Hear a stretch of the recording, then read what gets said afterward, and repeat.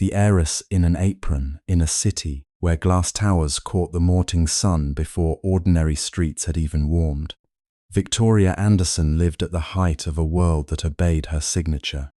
She was 32, the CEO of Anderson Table Group, a restaurant empire so vast that millions of Americans had eaten under her family's name without ever knowing her face. Yet behind the clean quarterly reports, behind the praise from investors and the glossy awards for workplace excellence, anonymous complaints had begun to arrive like small stones thrown at a palace window. Wage theft, public humiliation, illegal deductions. Managers who treated exhaustion as laziness and fear as discipline. This is where her story truly begins, not in a boardroom, but at the service entrance of one of her own restaurants, where she chose to enter as someone with no power at all. The harbour room sat 3 blocks from the waterfront, dressed in dark blue awnings and warm brass lights that made it look more expensive than it was. It belonged to the middle tier of Anderson Table Group's portfolio, not luxurious enough to attract celebrities, not casual enough to be forgotten, the kind of place where office workers celebrated promotions, where tourists ordered oysters because the menu made them feel local, where managers were expected to deliver profit margins neat enough to satisfy people in rooms far away. Victoria had approved its renovation 2 years ago. She remembered the mood board, polished wood, sea glass tiles, soft lighting over the bar. She remembered the numbers, projected revenue increase, labor cost controls, regional performance benchmarks.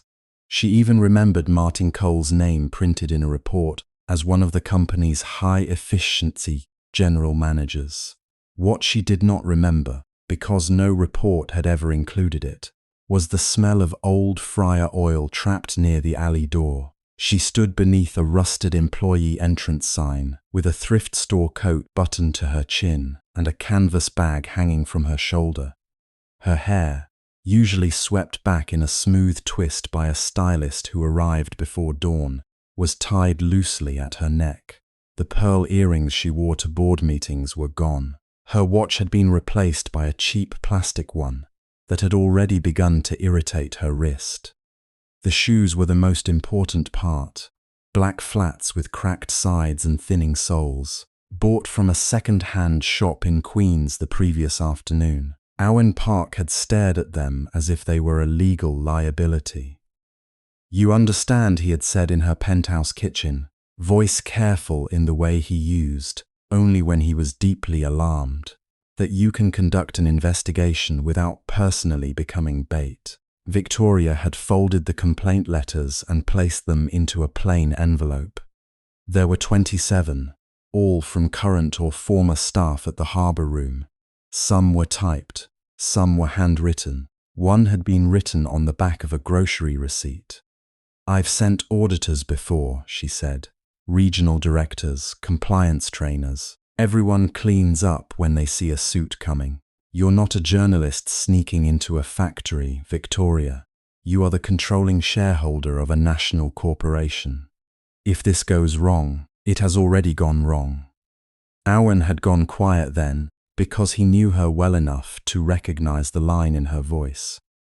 Victoria Anderson did not raise her voice. She rarely needed to.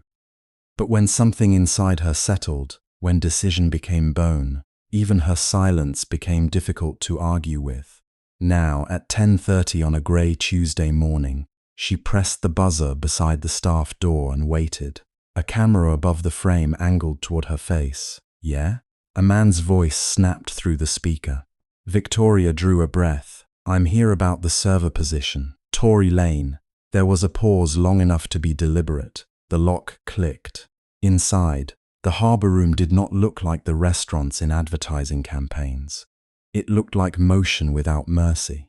A narrow corridor led past stacked crates, damp floor mats, and a bulletin board crowded with stained notices. Someone had posted the weekly schedule, with names crossed out in red. Beneath it, a printed reminder read, "Smile costs nothing. Bad attitude costs hours." Victoria stopped looking at it only when footsteps approached. Martin Cole was shorter than she expected, with a smooth face, a tight smile, and the kind of eyes that measured people by how much trouble they might be. His grey suit was too fine for the back hallway and too sharp for the kitchen heat. He held a tablet in one hand, though he didn't glance at it. "Tory Lane?" he asked. "Yes." His gaze dropped to her shoes first, then her coat, then the canvas bag. He did not hide the assessment. In fact, he seemed to want her to feel it. "You're late." Victoria checked her cheap watch. The email said 10:30. The email said, "Arrive ready to work. You're not ready." There was no interview table, polite offer of water, no discussion of experience beyond what he could use against her. He led her into a cramped office that smelled faintly of cologne and printer toner.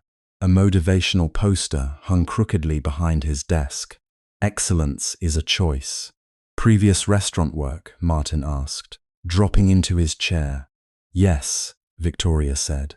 It was not a lie exactly. She had worked a summer in a bakery at 17 under a false sense of rebellion and a very real fear of her father finding out.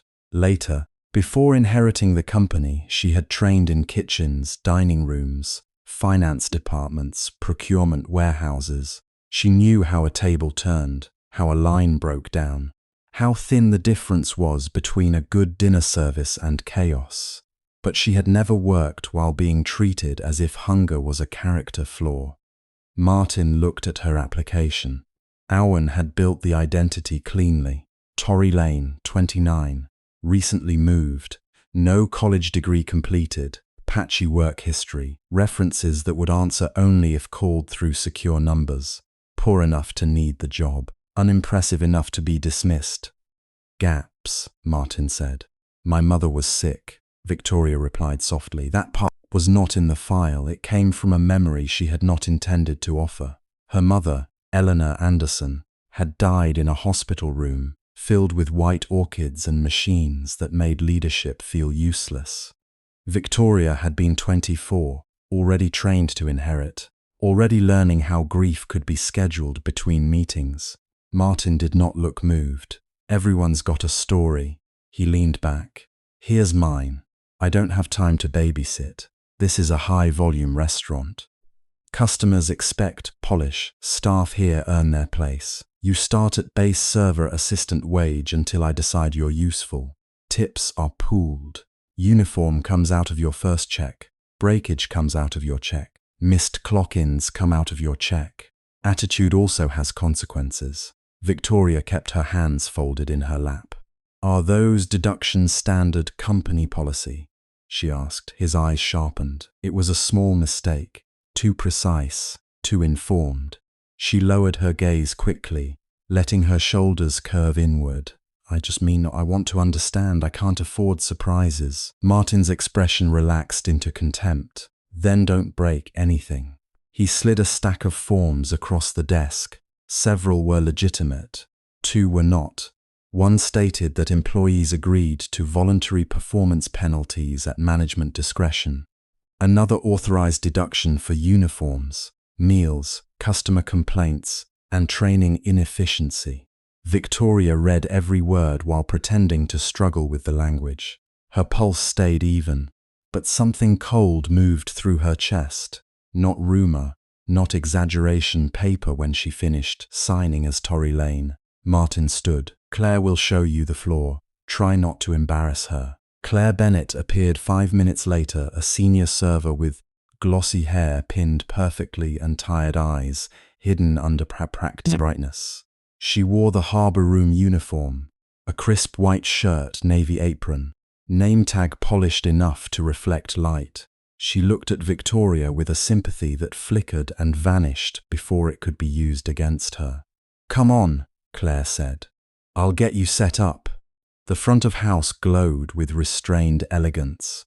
Wine glasses hung like clear bells over the bar. Tables were aligned with mathematical precision.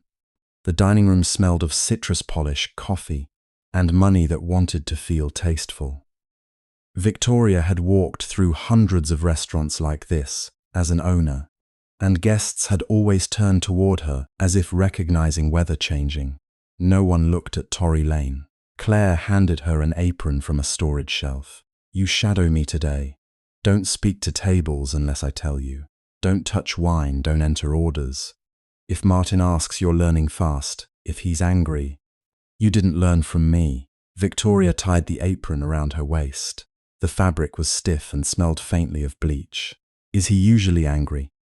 Claire's mouth curved, not quite a smile, only on days ending in Y. Before Victoria could answer, a busboy hurried past carrying a tub of dishes nearly too heavy for his arms. Martin's voice cracked across the dining room. Louis, if you chip another plate, I swear I'll deduct the whole damn set. The boy's shoulders tightened, but he did not slow. Victoria watched him disappear through the swinging door to the kitchen. She had read about fear in reports. She had seen it described in carefully neutral language: morale concerns, elevated turnover, managerial intensity. But reports did not show the way a 19-year-old learned to make his body smaller while carrying 50 pounds of porcelain. The lunch shift began like rain becoming a storm. Orders came fast, then faster. Claire moved with graceful efficiency, smiling at customers, laughing at weak jokes, refilling glasses before anyone asked. Victoria followed with water pitchers, bread baskets, extra napkins, plates cleared before sauces dried. She was quick, but not quick enough for people who had decided she was slow. Table 12 needs sparkling. Not still, Claire murmured, taking the bottle from her hand. Sorry, don't apologize where customers can hear. At another table, a woman in a camel coat glanced at Victoria's shoes and frowned as if poverty might be contagious. A man snapped his fingers for more butter without looking up from his phone. A child spilled cranberry juice across the linen. And when Victoria rushed to help, the mother said, "Someone should clean this," while staring directly through her. By 2 o'clock, Victoria's back ached. By 3, her feet burned. By 4, she understood the particular humiliation of being tired in a place where tiredness was considered proof that you did not belong. She also understood something else. The staff protected one another in tiny ways. Louis took a tray from her without a word when Martine turned away. Claire warned her which regulars complained to get free dessert. A dishwasher named Ma Yi silently placed a bandage beside the sink after Victoria nicked her finger on a chipped glass. No one made a speech about kindness. They simply passed it hand to hand. As if warmth were contraband, she met Daniel rise at the edge of the kitchen, where heat rolled out in waves and the air was alive, with butter, garlic, steam, and urgency. Behind, someone called. Hot pan, 2 salmon all day, fire 1 steak medium rare. Daniel stood at the sauté station, with his sleeves pushed to his forearms and his dark hair damp at the temples. He was not the loudest person in the kitchen, but people adjusted around him as if trusting his center of gravity. His hands moved quickly, plating with care, even under pressure. There was flour on his wrist, a burn mark near his thumb, and a seriousness in his face that did not harden him. Victoria came in carrying a stack of plates. One slipped slightly against her palm. Daniel saw before anyone else did. He stepped forward, caught the edge of the top plate, and steadied the stack with one hand. "You've got it?" he asked. His voice was low, not impatient, not sweet in a performative way, just present. Victoria nodded. "I've got it, thank you." His gaze dropped briefly to her shoes. Not like Martin's had, not to judge, to notice. "You're new," he said. "That obvious?" A little. Something almost like a smile softened his mouth. "I'm Daniel." Tori for 1 second. The name felt strange on her tongue, like a coat borrowed from someone else. Then Martin barked from the pass. "Rise, less flirting, more cooking." "Tori, if you're done distracting people, table 7 needs clearing." Daniel's jaw tightened, but he did not answer. Victoria hurried back out before her own expression betrayed her. The afternoon bled into evening, and the restaurant changed its face. Lunch looseness disappeared. Candles were lit. Wine lists appeared. Guests arrived with reservations and expectations. The staff became sharper, more silent. Martin prowled the dining room in his fitted suit, smiling for customers, hissing at employees between tables. When a server dropped a spoon near the host stand, Martin whispered, "Do you want to work at a diner? Because I can arrange that." When Lewis asked if he could leave early to catch his second job, Martin said, "Maybe manage one job correctly before collecting extras." When Claire returned a steak a guest claimed was overcooked, Martin accused her of entering the wrong temperature, though Victoria had watched him change the ticket himself. Each incident slid into Victoria's memory with the precision of evidence and the ache of shame.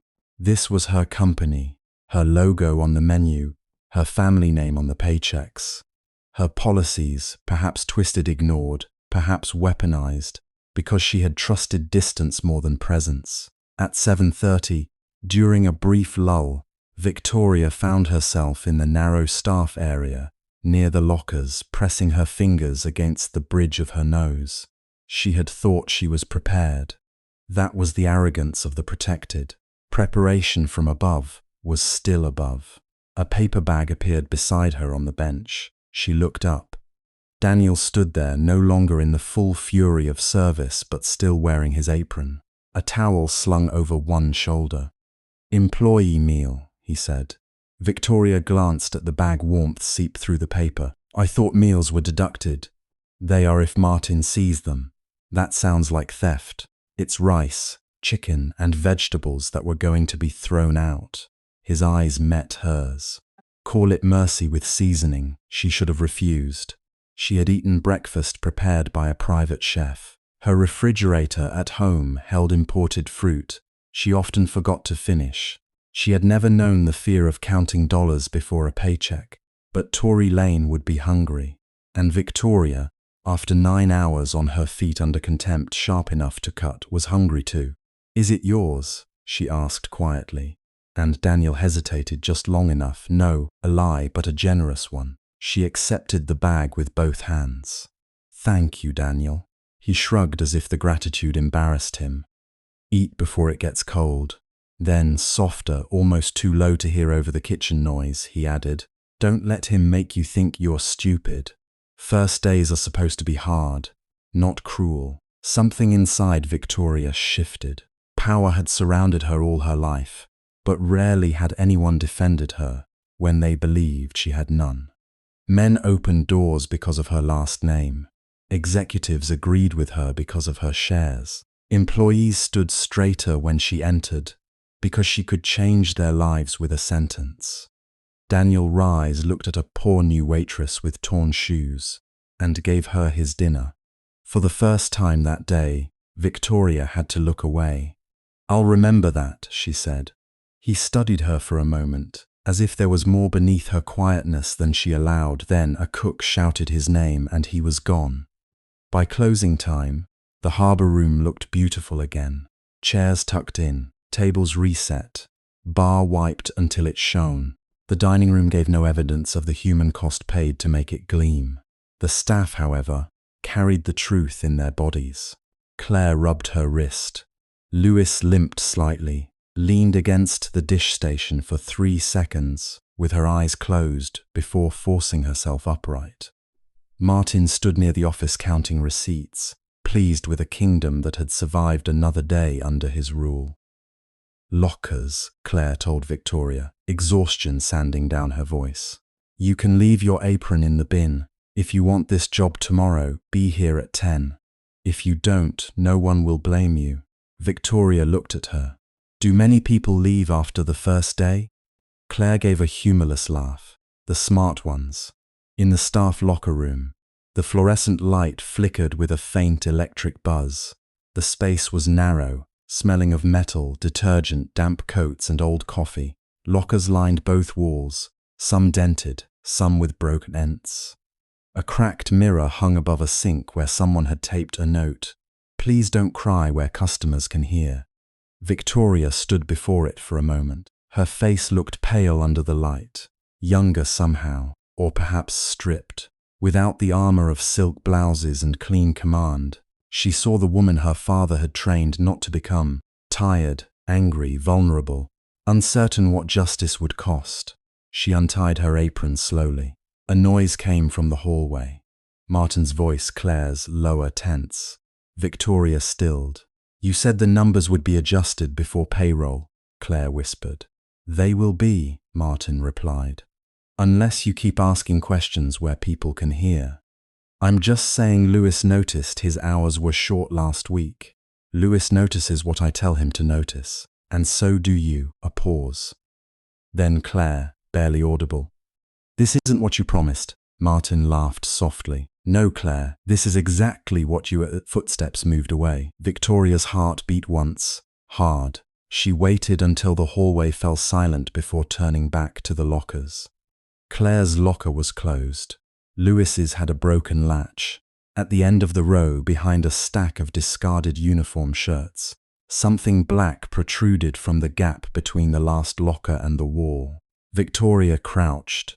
The floor was grimy, her knees protesting as she reached into the narrow space.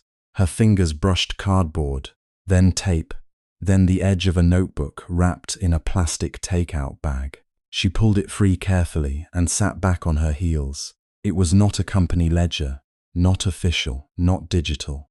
Just a black composition book, swollen slightly from moisture, its corners soft with use. For a few seconds she simply held it, then she opened the cover. Names filled the first page. Lewis M. Late penalty $35. My Chen. Uniform replacement $40, not issued. Claire B. Tip pool adjustment $118. Kitchen cash. Friday private party $900 received. $500 reported. Server training deduction. Breakage fee. Complaint fee. Cash false void. Page after page, written in two kinds of handwriting. Some entries neat, some hurried, dates, initials, amounts. Fragments of transactions that had never appeared in the regional reports. The anonymous complaints had been desperate, emotional, easy for executives to doubt if they wanted comfort. This was different. This was arithmetic. Victoria sat in the flickering locker room of her own restaurant, wearing a cheap apron and shoes that had blistered her heels, while the empire she inherited whispered its rot from the pages in her hand. Outside, someone laughed bitterly near the dish pit. A pan clattered. The staff door opened and closed as workers left one by one into the cold night, carrying stolen wages, swallowed insults, and the practiced silence of people who could not afford revenge. Victoria turned another page. At the bottom, underlined twice, was a note that made the warmth Daniel had given her earlier turn suddenly fragile. D.R. Causing trouble again. Watch him if he talks. Make sure he loses shifts first, Daniel. She closed the ledger slowly, but her fingers would not stop trembling. The investigation she had planned from a distance had ended on its first night. Something far more dangerous had begun. By the time Victoria pushed herself up from the locker room bench, her legs felt as if they belonged to someone else. The ledger had not left her mind, neither had Daniel's name, written in the manager's careless hand, beside a warning, as if he were nothing more than a stain to be scrubbed out. Victoria folded the page shut and slid it back where she had found it, then stood in the dim, narrow room and looked at herself in the cracked mirror above the sinks. The face staring back at her was still Tory Lane, a tired waitress with hair tied too quickly, with a cheap apron tied at the waist, with eyes that had already learned too much in one night. But now Victoria could not unsee the truth behind the costume. The uniform was thin enough to feel like paper. The smile she had practiced earlier felt like a lie pressed over a bruise. She washed her hands in water so cold it numbed her fingers, then stepped back onto the floor. The dining room had changed in the 10 minutes she had been away. It was fuller now, louder, glasses chimed, silverware flashed under warm amber lights. The smell of seared butter, wine, and perfume mingled with something sharper underneath it all. Impatience. Entitlement. The subtle hunger of people who believed the world had been arranged for their convenience. Victoria lifted a tray and moved to her section. The first table was a couple celebrating an anniversary. The woman smiled politely, apologizing when her husband spoke over her. The second was a family with 2 children, who spilled water on the table and immediately looked terrified of being scolded. The third held 3 young professionals who snapped their fingers for refills without looking up from their phones. By the time she reached the end of the aisle, the other waitstaff had already been assigned better sections by Martin and Claire. Better meaning easier. Better meaning closer to the kitchen so they could be watched. Better meaning not hers. Martin stood near the service station with his clipboard in one hand and a coffee cup in the other, projecting the sort of artificial authority that came from knowing how to be cruel in a professional tone. Claire hovered beside him, immaculate in her hostess black, her lipstick untouched, her smile polished to an edge. When Victoria approached, Martin's eyes flicked over her and hardened with immediate disappointment, as if he had found something he had already decided was defective. "You're on the patio and the banquet overflow," he said. Victoria glanced toward the patio windows. It was colder out there, harder to serve. More stares, more distance, more complaints from guests who thought the staff should be invisible and tireless. The banquet overflow was worse. It meant she would be expected to clear, reset, and carry anything no one else wanted to touch. "That section's already overloaded," she said carefully. Martin gave a short, humorless laugh. "And you're new. You need to earn your place." Claire did not look at Victoria when she spoke. Try not to slow everyone down. The words were light. The cruelty in them was not. Victoria swallowed the response that rose instinctively to her tongue. In boardrooms, men like Martin had lasted years because someone else had always chosen silence. Tonight, silence belonged to the people he could threaten with fewer hours. So she said nothing. Martin slid the clipboard toward her. "And don't forget after close. Dining room, patio, windows, floors. If you leave anything for morning crew, it comes out of your pay." Victoria took the clipboard and glanced at the schedule printed there. Past midnight. Unpaid overtime, she looked up. "Are staff compensated for the extra hour?" Martin's expression changed in a way that was almost pleased. He loved questions. Questions meant he had someone cornered. "You want compensated, work somewhere else." Claire smiled faintly, but there was no warmth in it. "This isn't corporate. We all pitch in." Victoria stared at her for a fraction of a second. Corporate. As if the word were a separate species, something distant and untouchable. Then Martin turned away, already bored. "Table 12's asking for you." It began as the night often did in places like this, quietly, with humiliation disguised as training. A plate was because the steak was too pink, though Victoria could see it had been cooked exactly as requested. The manager made her apologize for the kitchen's inconsistency, though the plate had left the pass clean. A customer snapped that she had interrupted his conversation by standing too close, though she had been trying to place the dessert menu where he could reach it. When a child dropped a fork, Martin glanced up from the register and said, loud enough for nearby tables to hear, "If you can't keep up, say so now. We don't need dead weight tonight." A few people laughed, not because it was funny, but because they wanted to appear comfortable. Victoria bent to pick up the fork, and her knee slammed into the edge of a chair. Pain shot up her leg.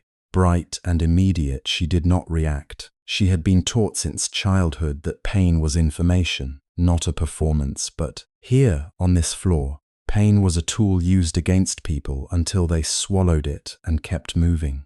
One of the busboys, a teenage boy with tired eyes and a damp shirt collar, tried to help her carry a stack of empty plates. Martin saw and barked his name. "Leave it. You are here to bus, not babysit." The boy froze, face burning, and Victoria understood with painful clarity that no one here was merely being watched. They were being trained to fear, being seen trying to help one another. More bread baskets, More water, more requests, more apologies that were never accepted. At 9:30, when most restaurants might have been settling into a slower rhythm, the floor at Harbour Room felt like a machine that had been wound too tightly. Someone in the kitchen shouted for more lemon. Someone else called out that a tray had broken. The manager on duty pushed through the swing door with a list in hand and announced that the dessert order for table 7 had been sent back again, as if the front staff had personally insulted the guests' ancestors. Victoria took the blame because no one else was expected to. Then came the cleaning. At the end of her shift, or what should have been the end, Martin told her to help with the patio. There were ashtrays to empty, tables to wipe, chair cushions to shake clean of crumbs and rainwater from earlier in the day. The cold outside air cut through her thin blouse. Her wrists ached from lifting trays. Her back tightened every time she bent over. Claire appeared once, pointing at a streak on the glass. Missed a spot. Victoria looked at the smudge. It was a fingerprint, no larger than a coin. She had already wiped the entire pane twice. Yes, she said quietly, because if she argued, this would last longer. Claire's smile thinned. Then do it better. It was such a small sentence. Perhaps that was why it struck so hard. Do it better. Work harder. Don't embarrass the management. Don't make us look like the kind of people who exploit labor while smiling for customers. Victoria had spent years watching companies behave badly on paper. This was what that badness felt like in flesh. In the wrists that trembled after too many trays. In the shoulders that burned. In the shame of being corrected in front of strangers, until you began to feel your own existence was an inconvenience. By 10 o'clock, a group of late VIP guests had settled into the private lounge near the bar. They were loud in the way of rich men who mistook volume for charm. One of them, a broad-shouldered man in an expensive jacket, kept ordering drinks that the bartender made with visible dislike. Martin himself drifted near them with a servile grin that made Victoria want to turn away. Instead, she carried fresh water to the lounge because Claire had told her to. As she set the glasses down, the man looked up. His eyes were glazed but sharp enough to be dangerous. He smiled at her as if he recognized the right of his own appetite. "Well, hello," he said, leaning back in his chair. "Did they send the prettiest one to keep us company?" Victoria kept her expression neutral. "Can I get you anything else, sir?" He reached out and caught her wrist. The grip was sudden, hot, and far too familiar in the way men touched what they assumed they could take. His thumb pressed into the inside of her wrist hard enough to sting. "Maybe your name," he said, as if it were amusing. "Or maybe you can stay a minute." The room seemed to narrow around that one point of contact. Victoria's body went still. Not because she was afraid of him exactly, but because every instinct she had was bracing against the risk of making the wrong scene at the wrong time. She knew what would happen if she pulled back too sharply. She knew what would happen if she complained. She knew how often women on the floor were told to smile through hands that did not belong on them. Martin was nearby. Claire was watching from the entrance. Neither moved. And then Daniel was there. He appeared from the side corridor in his white chef coat, sleeves rolled, his expression not loud, but unmistakably dangerous in its calm. He did not rush. He did not raise his voice. He simply stepped to the table, placed one hand on the edge and said, "Let go of her." The VIP looked up, annoyed at the interruption. "Who are you?" "The person asking you not to touch staff." The man laughed, but there was already less confidence in it. "And if I don't?" Daniel's gaze did not shift. "Then I call your driver, and I ask him whether he wants to explain to the media why you are harassing employees in a restaurant you didn't buy." It was a bluff, maybe, or maybe not. Daniel's tone made it sound like a fact waiting for the right witness. The man's hand tightened once more before releasing Victoria's wrist with an irritated shove. "You people get sensitive over nothing. Move on," Daniel said. The VIP muttered something under his breath and turned back to his drink. Only then did Victoria realize how badly her wrist had begun to tremble. Daniel noticed. Of course he did. His eyes dropped to the red mark already blooming on her skin, and something in his face shifted, small but steady, like a door closing against a draft. "You okay?" he asked quietly. Victoria nodded, though she was not sure it was true. From across the room, Martin was staring at them with the kind of anger that promised memory. Daniel, seeming to understand none of that but enough of the atmosphere to be wary, angled his body between Victoria and the table, as if his presence could shield her from the whole room. It was an ordinary gesture. It should not have felt like mercy, and yet it did. "Thanks," Victoria said. His brows lifted a little, as if he had not expected gratitude. "You don't need to thank me." The words were simple, the tone was not. There was dignity in it, the kind that did not ask to be admired. Before she could say more, he glanced toward the kitchen. "You should ice that before it swells." "It's fine, it's not," he said. And then, softer, almost absent-mindedly, "Nothing here is fine for long." He left before she could decide whether to ask his name again. Maybe he thought she was just another worker who had learned to make herself smaller. Maybe he knew exactly what kind of night she was having and did not want to embarrass her with pity. Either way, he had stepped in when everyone else had watched. Victoria stood there with her stinging wrist hidden against her side, and for the first time since she had entered the restaurant, the cold outrage inside her was joined by something else. Something warmer, something dangerous in its own way. Not hope, not yet, but the memory of a hand that had protected instead of taken. The dinner rush faded slowly after that. The VIP group stumbled out. The bar lights dimmed. Chairs were stacked. The dining room emptied into its polished silence.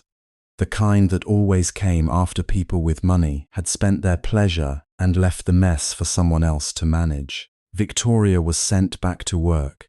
She wiped down tables until the skin at her knuckles split. She carried trash bags to the rear exit. She scrubbed a stain from the patio floor with a brush that tore at her fingertips. At one point she passed the kitchen doorway and saw Daniel bent over a cutting board, moving with the same quiet precision as before. His face tired now, the protective edge in him only partly hidden. He looked up once, caught her gaze, and gave the smallest nod. It was nothing. It was everything.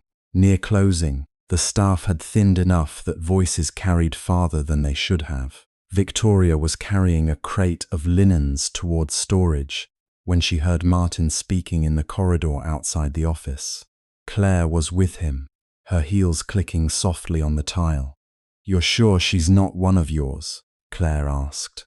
Martin gave a short, ugly laugh. "No, she's just stubborn. New girls like that always think they can last. A couple more nights and she'll break." Victoria stopped without meaning to. She stood behind the linen cart in the shadow of the supply hallway, the crate heavy in her arms, her heart lifting with a slow, sick force. She should have moved. She knew that, but something in Martin's tone made her stay. He sounded pleased, certain. Claire hesitated. "And if she complains, she won't," Martin said. "Not after the banquet." Victoria's fingers tightened around the crate. "The private one next week?" Claire asked. "That one," Martin said, his voice lowered, but not enough. "We'll put her where she can't embarrass us, and if she keeps sniffing around, we'll get rid of the new girl before she becomes a problem." Victoria's breath caught. The corridor seemed to tilt slightly, as if the building itself had shifted under her feet. Claire said something too soft to hear. Martin's reply was lower still. Then the office door opened, light spilled across the floor, and Victoria instinctively pressed deeper into the shadows, her pulse pounding so loudly it felt impossible that they would not hear it. A banquet. Get rid of her before she becomes a problem. Victoria learned very early in life that fear had a sound in boardrooms. It was the polite silence after an impossible question. In shareholder meetings, It was the careful scrape of a chair when someone realized she had already read the report they were trying to hide. At charity galas, it was laughter turning too bright when her last name entered the room. But in the narrow service corridor of the harbour room, fear sounded different. It sounded like her own breath, held too long behind a linen cart, like fluorescent lights humming over stained tiles, like Martin Cole's shoes moving away after deciding, as casually as ordering dessert, that he would get rid of a waitress named Tory Lane. For the rest of that shift, Victoria carried plates with steady hands and a heart full of splinters. She smiled when guests asked for more water. She apologized when a man in a navy suit complained that the soup was not hot enough to justify the price.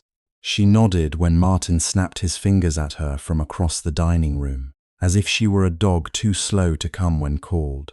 Every insult, every missing break, every forced smile around her became evidence, not only for Owen, not only for the files she had been building in secret, but for something more difficult to name.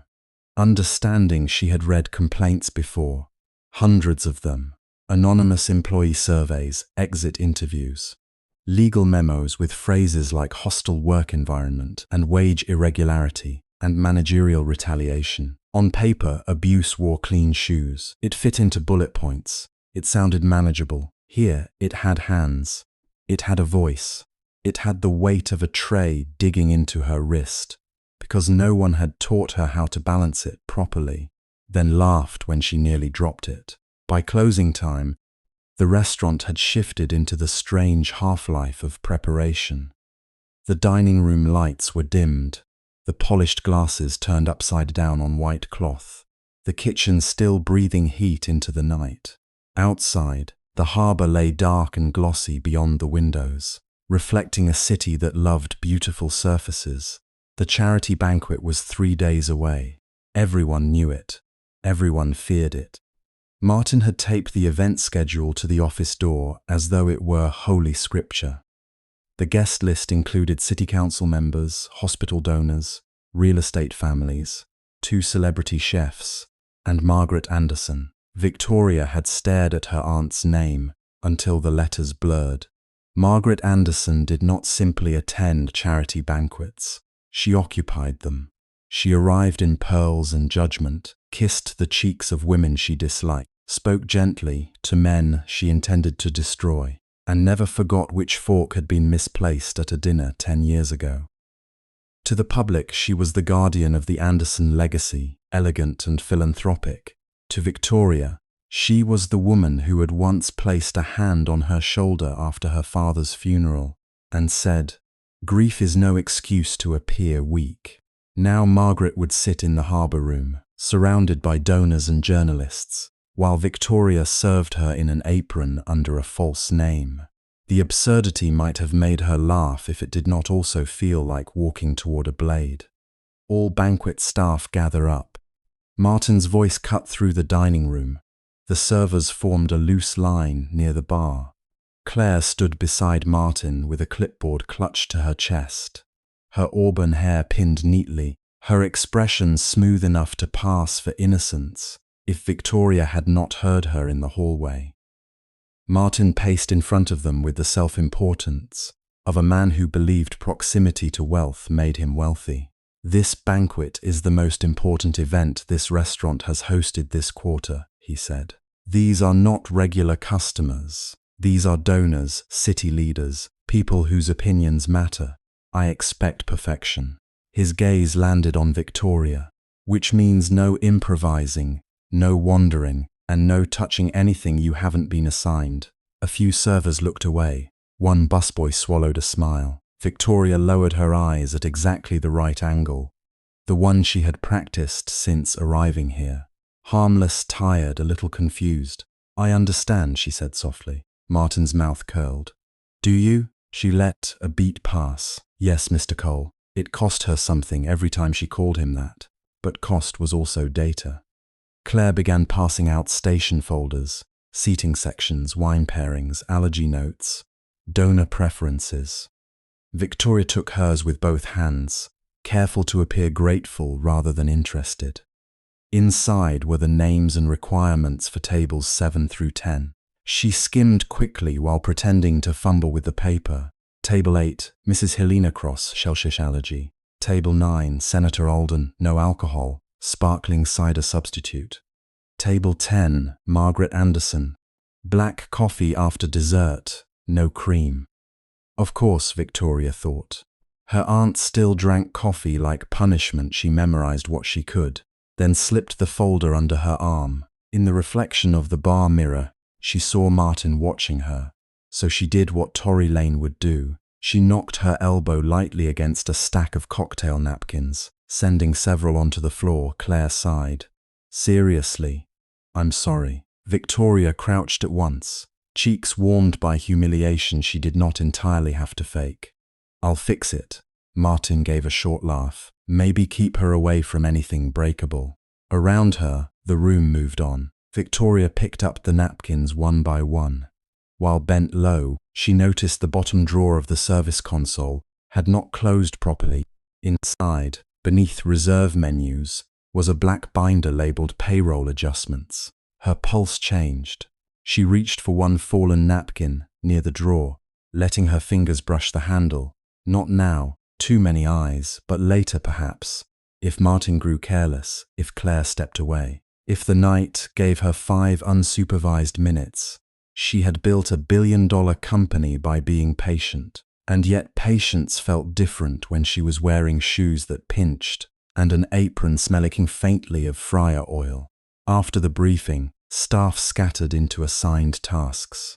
Victoria was sent to polish silverware in the back corner, a deliberately low-value job that kept her visible and isolated. She did it obediently, twisting each fork into a cloth until her hands cramped. Whenever someone passed, she looked mildly overwhelmed. Whenever no one watched, she wrote tiny notes on order slips and tucked them into the lining of her bag. Unpaid pre-shift meeting, 42 minutes. Break skipped for banquet prep. Maya, Lewis, Ben. Martin assigned double tables to new staff. Senior staff protected. Payroll binder in lower service console. At 8:30, the last guests left at 9. The dining room was empty except for workers cleaning the evidence of elegance. At 9:15, Martin disappeared into his office with Claire, and Victoria began counting the seconds. She had just moved toward the service console when a voice behind her said, "If you're planning to steal the emergency chocolate, I won't report you." Victoria turned so quickly, she nearly dropped a bundle of knives. Daniel Rise stood at the edge of the kitchen doorway, one shoulder against the frame, flour dusting the sleeve of his black chef's coat. His hair was damp at the temples from heat, and there was a small burn near his wrist, red against brown skin. He looked tired in the way honest people looked tired. Without performance, without complaint, she pressed a hand to her chest. "You scared me." I noticed. His eyes flicked to the knives. "And now I'm scared of you, despite everything." A laugh slipped out of her. It was small, almost unfamiliar. Daniel's expression softened as if the sound had mattered to him. "You staying late?" Martin said, "I need extra practice before the banquet." It was not entirely a lie. Martin had said it loudly, with witnesses. After watching her carry a tray too slowly, apparently I move like a liability. Daniel glanced toward Martin's closed office. Something in his jaw tightened. He said that, more poetically. He has a gift for making cruelty sound like management. Victoria looked down before he could read too much on her face. Maybe he's right. I haven't done banquet service before. That part was true. She had hosted banquets, funded them, spoken at them, but she had never served one from the other side of the room, where every mistake belonged to you, and every success belonged to the house. Daniel pushed away from the door. "Come on." "Where?" "Dining room. If they're going to throw you into a shark tank, you should at least know where the sharks bite." The restaurant after closing felt almost intimate. Without guests, the harbor-facing windows reflected only the workers inside. A few shadows, a few tired bodies, A few dreams folded away until rent was paid. Daniel set 3 plates on a tray and placed it on Victoria's palm. "Don't grip with your fingers," he said. "Let your hand be the table." "My hand does not feel qualified. It's been promoted." She smiled again. Unwillingly. He came closer, not touching her at first, simply showing her how to position her wrist, how to balance weight against the heel of her palm. When the tray wobbled, she braced for laughter. Daniel did not laugh. He adjusted one plate slightly. "See, the plate closest to you anchors the rest. Like family, if your family isn't terrible." The words landed too near something tender. Victoria looked at the tray. "And if your family is terrible, then you learn to balance things yourself." He said it lightly, but there was history underneath. She carried the tray 3 steps. One plate slid. Daniel reached out, steadying it and her hand at the same time. His fingers were warm, work-runned. There was flour on his cuff, a faint scent of rosemary and smoke clinging to him. Victoria had shaken hands with presidents, investors, royalty, men who wore watches worth more than this restaurant's monthly payroll. Yet the brief touch of a tired chef in an empty dining room unsettled her more than any of them. Not because it demanded anything, because it did not. "You're thinking too much," he said. "That's a common accusation. Try looking where you're going, not at what you're afraid of dropping." She lifted her eyes. He was watching her, and for one suspended second, Victoria had the unnerving feeling that he saw less of Tory Lane than anyone else did, and more of Victoria Anderson than he had any reason to. She took another step, then another. The tray held. Daniel nodded, solemn as a judge. "They're a miracle witnessed by only me and several judgmental wine glasses.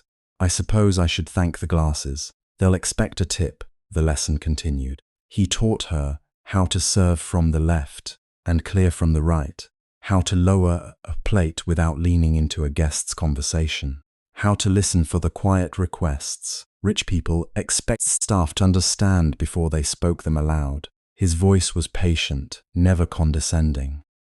When she made mistakes, he corrected her as if mistakes were ordinary, not moral failures. Victoria realized, with a sharp ache, how rare that was. At one point, she misjudged the distance between 2 chairs and clipped the tray against one. The plates rattled loudly. She froze. Daniel merely said again, no sigh, no insult, no audience. Again, then she did it again. After half an hour, her shoulders hurt and her feet throbbed, but the tray no longer felt like an enemy. Daniel went to the kitchen and returned with 2 chipped mugs of coffee.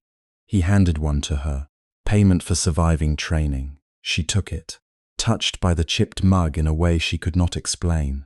Do chefs always reward incompetence? Only promising incompetence. They sat at the end of table 12, where wealthy guests would soon bid on silent auction vacations and pretend generosity had no tax benefit. Daniel leaned back, stretching his legs. Victoria noticed how exhaustion settled into him only when he thought no one needed him.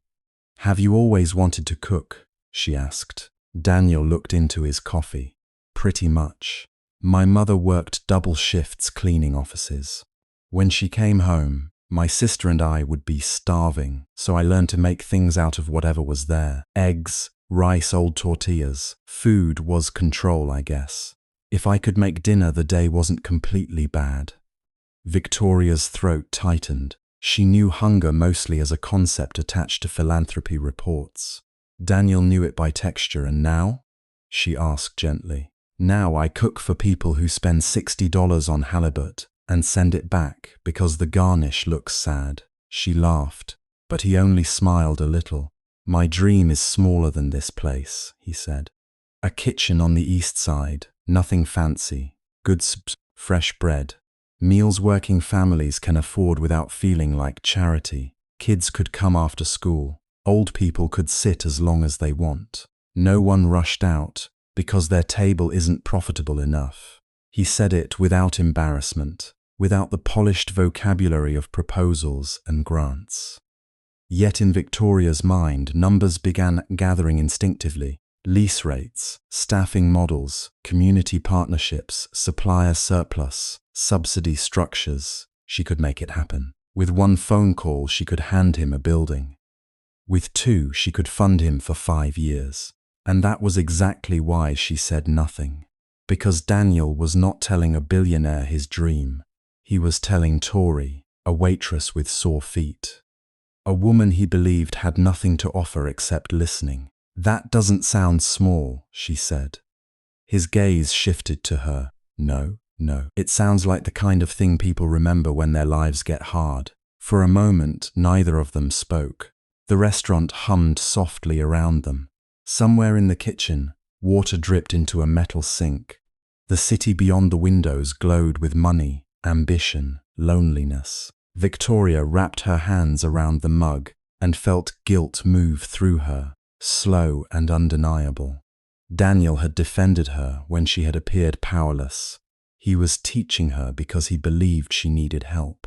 He was letting her sit beside his dream because he thought she could not buy it, control it, or turn it into a press release. Every kindness from him deepened the lie. "Tori," he said quietly. She looked up. "You don't have to tell me if you don't want to. But is someone giving you trouble outside work? You always look like you're waiting for the next hit." The question was so gentle it almost broke her. There were many answers. My aunt is coming to inspect the empire she thinks I am ruining. My manager is plotting to frame me. My legal counsel has 3 encrypted folders of evidence and keeps telling me not to get attached to witnesses. I am lying to you every time you say my name. Instead, she said, I'm just trying not to mess this up. Daniel studied her. This job, she nodded. He did not seem convinced, but he let her have the lie. That mercy hurt more than suspicion. You're tougher than you think, he said, but you shouldn't have to be tough every minute. Victoria stared into the coffee until the surface blurred. No one had said something like that to her in years. In her world, toughness was a requirement. Softness a vulnerability. Exhaustion a private shame. Her father had raised her to stand straight under pressure. Margaret had taught her to never bleed where rivals could see. Investors praised her for being unshakable. Daniel, who owned almost nothing, offered her permission to be tired. She was suddenly afraid of how much she wanted to accept it. The office door opened across the dining room. Victoria straightened at once. Martin stepped out, adjusting his cuff. Claire followed behind him, clipboard pressed against her ribs.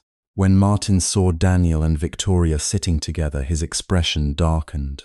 Rise, he called. I wasn't aware we paid kitchen staff to socialize after hours. Daniel rose slowly. You don't pay most of us for after hours at all. The air tightened. Claire's eyes darted toward Martin. Victoria stood too, heart knocking against her ribs. Chef Rise was helping me practice for the banquet. I asked him to. Martin looked at her as if she had spoken out of turn at court. Of course you did. Daniel stepped slightly in front of Victoria. It was subtle, almost unconscious, she noticed. So did Martin. Careful, Martin said, his smile thin. Some people become expensive to defend. Daniel's voice stayed even. And some people become careless when they think no one is watching. For a second, Martin's face revealed something raw beneath its polish. Anger, yes, but also fear. Then it vanished, he said. Both of you. Victoria lowered her head. Yes, Mr. Cole. Daniel did not answer. As they gathered the mugs, Claire lingered near the service console. Victoria saw it from the corner of her eye, the slight movement of Claire's hand toward the lower drawer, the way she shifted her body to block the angle from the dining room. Was she hiding the payroll binder, removing it, protecting Martin or herself? Victoria wanted to stay, needed to, but Martin stood watching, and Daniel was beside her, still bristling with the reckless honesty that could cost him everything. So she walked away. At the employee exit, the night air hit cool against her face. Daniel held the door open. You okay getting home? He asked. Yes. Then, remembering Tory Lane's world, she added, bus stop is close. Brows furrowed. At this hour? I've done it before. You don't have to. I know. That was Daniel Riai's in 3 words, Victoria thought. No debt. No performance. Only choice. They stood beneath the weak light, near the alley quite touching. The city smelled of rain and exhaust, with a trace of bread from the bakery down the block preparing for morning. Victoria's driver was parked 2 streets away, under Awan's careful arrangement, but she could not go to him while Daniel watched. So she waited for a bus she did not need. When it finally arrived, she climbed the steps and turned back. Daniel raised a hand. The doors closed between them. Only after the bus pulled away did Victoria sit down in the rear, close her eyes, and press her fist against the ache in her chest. Her phone vibrated inside her bag. Awan, Margaret confirmed attendance. Board members watching closely. Be careful. Victoria looked through the dark window at the shrinking figure of Daniel on the sidewalk, his chef's coat pale under the street lamp. Careful, she thought, had become the most impossible word in her life. Back inside the harbour room, long after the bus disappeared and Daniel finally turned toward home, the restaurant settled into silence. Martin's office light went off. The kitchen cooled. The harbour pressed its black reflection against the glass. Claire Bennett waited until the last cleaner rolled the mop bucket into the storage room. Then she slipped from the side corridor, moving quickly, her face pale but determined. For a moment she stood near the service console, breathing as if she might still change her mind. Then she opened the banquet file drawer. Her fingers trembled as she removed Victoria's station folder. From beneath her clipboard, Claire pulled out a different wine list, almost identical at a glance, except table numbers had been shifted and donor preferences quietly altered. Then came the allergy notes, crisp and official looking, but wrong in the places that mattered most. Shellfish moved to the wrong guest. No alcohol notation removed. A nut allergy reassigned to a woman who had none. Claire hesitated only once, when she saw the name Margaret Anderson printed near the top of the seating chart. Then, with a swallow and a whisper no one heard, she slid the false papers into Tory Lane's folder, closed the drawer, and left the restaurant in darkness. The first sign that something was wrong did not arrive like thunder. It arrived like a tiny, almost invisible hesitation in the room. A woman seated near the center of the banquet table lifted her fork, smiled politely at the waiter beside her, and then paused when the plate was set down. Victoria, from the corridor.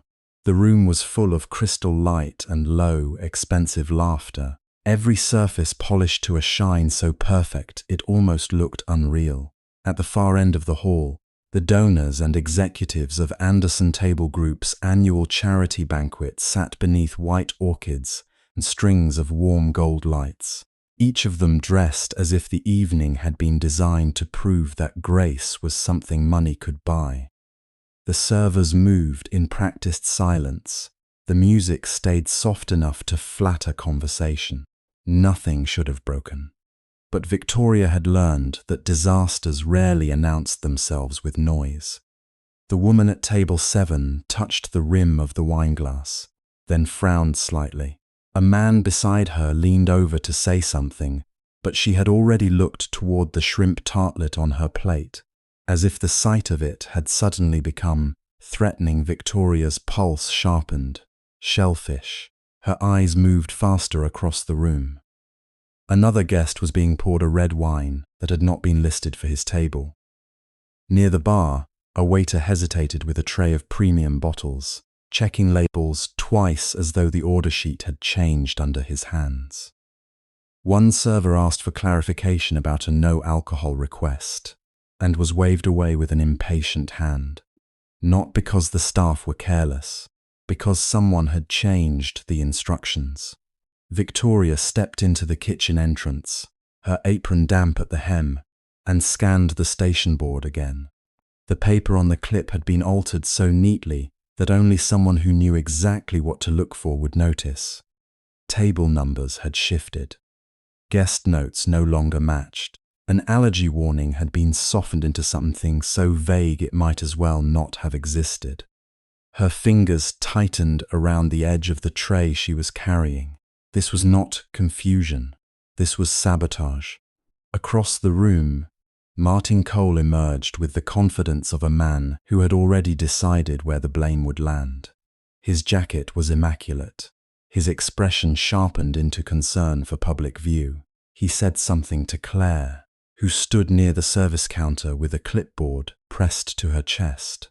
Claire's face had gone pale. She avoided Victoria's eyes.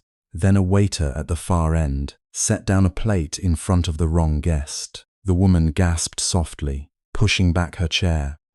Another guest reached for a bottle that had been chilled for a separate table and frowned at the label. A low murmur spread, quick as a drop of ink in water. Someone near the center of the room called for the manager. Victoria moved before anyone could call her by name. She crossed between two stations, her voice controlled but urgent, instructing staff to stop service on tables 6 through 9, remove any shellfish dishes immediately, replace every bottle at the south side with the correct vintage list, and verify all allergy notes by hand. The kitchen felt as if it had tilted under her feet. Waiters began to turn, confused. A server nearly dropped a tray.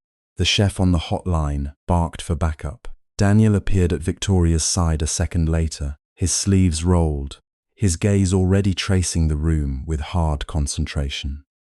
"What happened?" he asked. "Someone changed the banquet sheets," Victoria said under her breath. "We need to pull the plates now." Daniel did not waste time asking how she knew. He only nodded once and turned to help. That was one of the things she had begun to trust about him, without wanting to. He believed what he could see, and he worked as if the world depended on him doing it correctly. For a brief moment, it seemed they might contain it. Then the first argument rose from table 7. The guest whose allergy card had been altered had tasted the sauce, before realizing the shellfish had been mixed into it. Her face had gone white. A glass tipped. Someone stood too quickly, chair legs screeching against the floor, and the room's elegant hum broke into overlapping voices. Within seconds, the banquet had become what every polished event feared most: visible disorder. Martin stepped into the center aisle and raised his hands, as if he were the one restoring calm. His voice carried, smooth and grave, designed for witnesses. "Everyone, please remain seated. We are handling it." He did not look at the guest who had just gone pale. He looked at the staff. Victoria knew that look. She had seen men like him protect themselves by making the entire world feel smaller. Martin turned and pointed straight at her. "This happened because one waitress ignored direct instructions," he said loudly. "Tory Lane." The name cut through the room. Several heads turned. Conversation stalled. A few guests leaned forward, suddenly attentive in the way the wealthy became when a mistake was about to be made public. Victoria felt every face sharpen toward her like the edge of a blade. Martin continued, his tone full of practiced disappointment. She was told repeatedly to follow the allergy and beverage orders. She was careless. She compromised the reputation of this restaurant and embarrassed our donors. Victoria stood very still. She could feel the phone in her pocket. One call to Owen, one call to a board member, one call to her own office, and this entire room would change shape around her. Martin would freeze. The staff would understand. The lies would collapse. But if she spoke now, the evidence she had come for would vanish into damage control before it could expose the larger rot. Martin was not alone. She knew that now, with a cold, certain clarity, he had moved too confidently. The records had been altered too quickly. Claire had only been the weak hand, not the one holding the knife. And if she revealed herself here, in front of all these witnesses, the story would become the story of a billionaire humiliating a manager, not the story of abuse inside her company. The rotten system would survive. It would just wear a cleaner face tomorrow, so she stayed silent. The silence was not weakness. It was restraint so sharp it hurt. Martin saw it and mistook it for defeat. Claire stepped forward then, clutching her clipboard so tightly. Her knuckles had gone white. Her voice trembled at first, but she forced the words out, as if she had already burned the bridge behind her. I found the corrected banquet file in her station drawer, she said. There were initials on the changes. She held up the papers. Victoria's stomach dropped, though her face did not move. The page looked convincing from a distance, and that was the cruel genius of it. Her own initials copied in the same slanted hand she had used on training forms and notes, sat beside the altered instructions like a signature on a confession. The room stirred again, this time with certainty. A donor frowned. A woman near the front whispered to her companion. One of the executives leaned back in his chair, as if distancing himself from the embarrassment had already begun. Claire's eyes flickered once toward Victoria, not with triumph, but with something more painful. Fear. Fear that she had gone too far to return. Fear that Martin would still abandon her anyway. Martin took the papers from her hand and lifted them so everyone could see. She ignored the procedures, he said. She was told. This is what happens when we hire people who don't understand standards. There it was. Not just blame. Humiliation dressed as policy. Victoria's throat tightened so sharply it almost made breathing difficult. She could have ended this with one sentence, one name, one title. Instead, she watched Martin use her borrowed poverty as a weapon against her. Watched him turn the room into a stage where the powerless were made to kneel for the comfort of the powerful. Daniel stepped forward. "Those aren't proof," he said. The room quieted again, but in a different way now. The sound seemed to collect around him. Daniel's voice was steady, though Victoria could see the heat under it. "I was at the table check before service." She reviewed the allergy cards carefully. She asked for the notes to be read back twice. She did not ignore anything. Martin turned toward him with a smile that held no warmth at all. "Careful," he said. "You're a chef, not a witness." "I'm the one who saw it," Daniel answered. "And if you want to keep your job," Martin said, "you'll remember where your loyalty belongs." For a moment, the entire room waited inside Daniel's silence. Victoria knew how much this cost him. He had spoken up anyway, knowing exactly what it meant. She felt something in her chest shift, a painful tenderness that did not belong in a room this cruel. Daniel glanced at her, not at Martin. "You should not have to stand here and take this." She almost laughed, but there was no humor in it. No one had asked her whether she wanted rescue. What she wanted was justice, and justice, she was learning, often demanded humiliation first.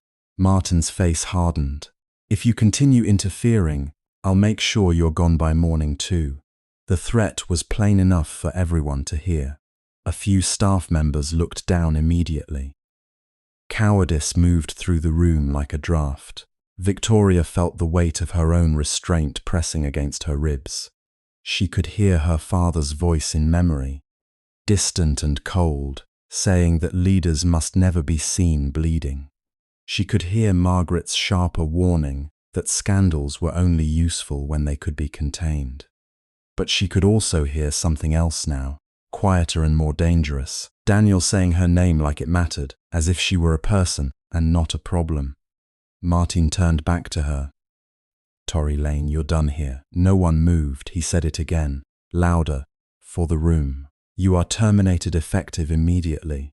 The words landed with brutal simplicity. Victoria remained still, even as a strange heat rose behind her eyes, not because she had lost control, because the insult was so absurd it almost became unbearable. She, Victoria Anderson, who had signed off on this restaurant group's expansion, who had brought in half the charity donors in this room, was being dismissed by a man who stole wages and forged records while wearing authority like a borrowed jacket.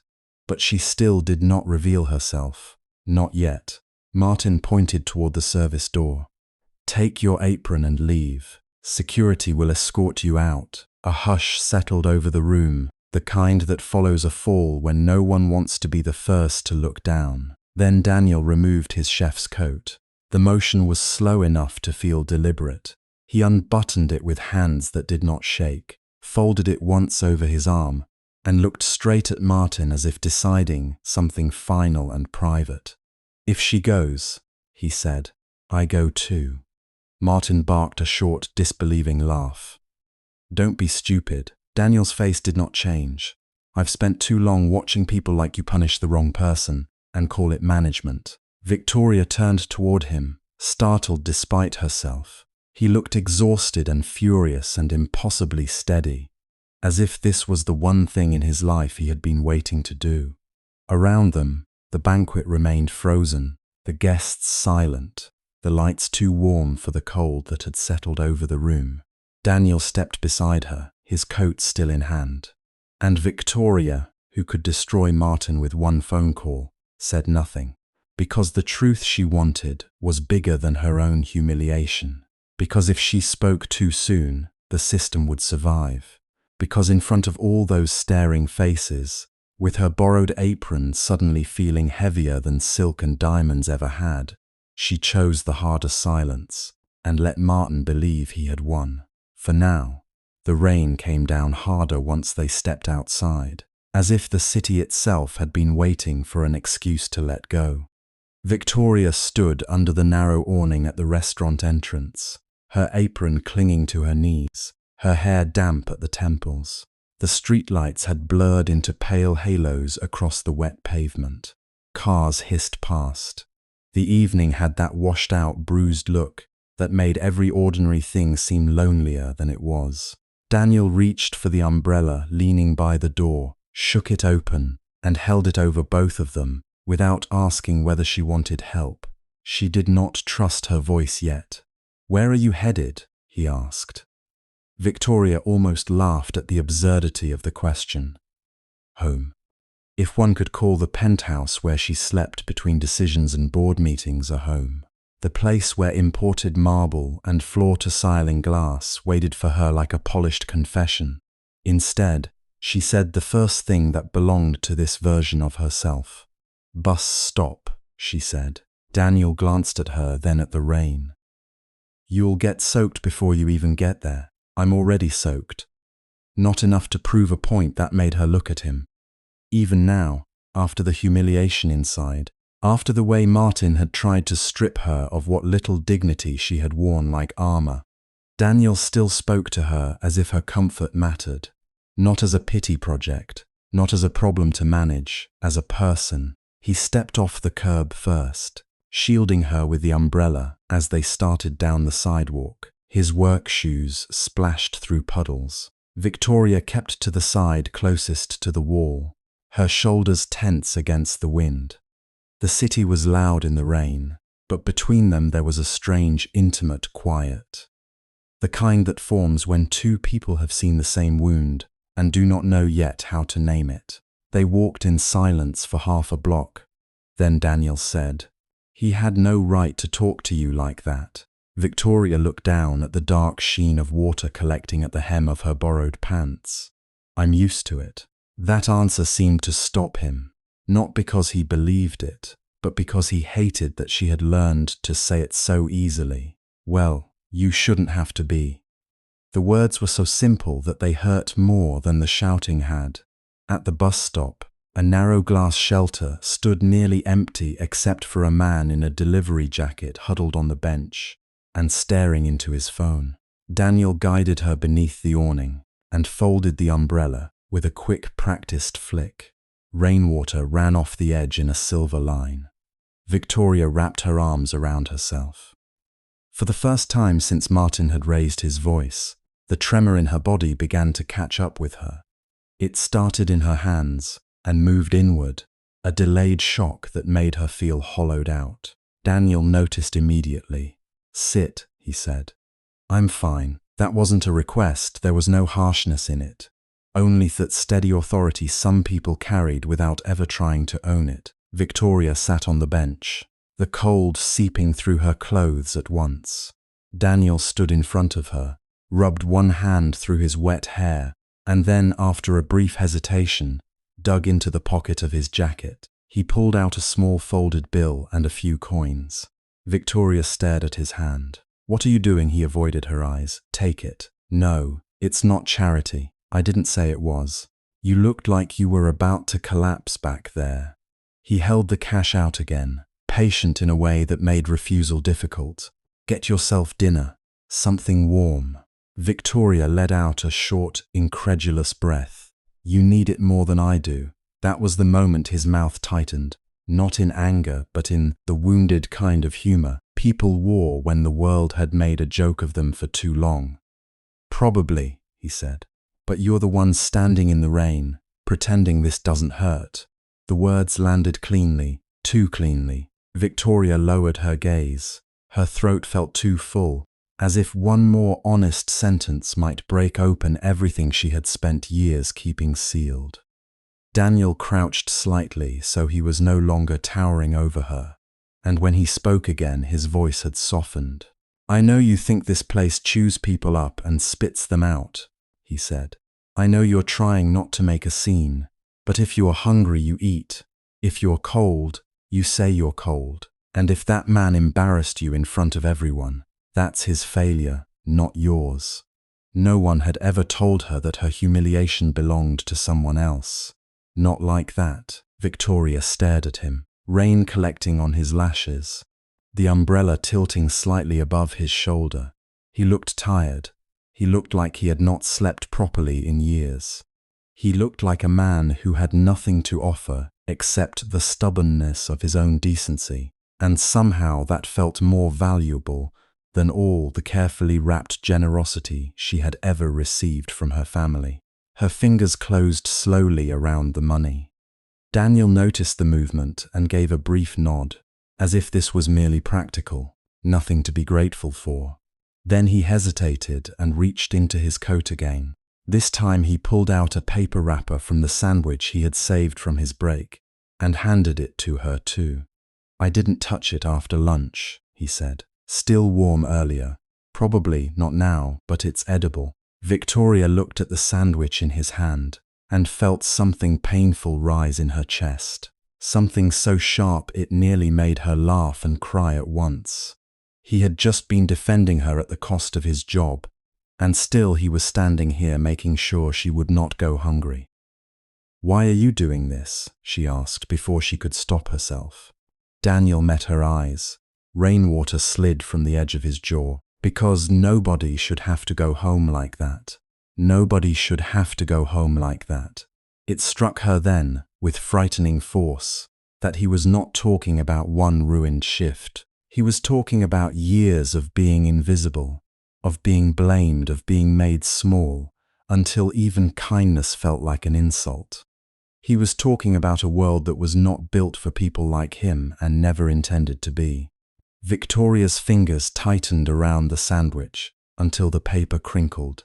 She almost said it then, almost let the truth out of the place where it had been burning behind her ribs all evening, almost told him that she did not need his cash because she could buy the restaurant twice over, that Martin Cole would be out by dawn if she wanted him gone, that everything he thought he knew about the woman sitting on this bench was wrong in ways too large to name.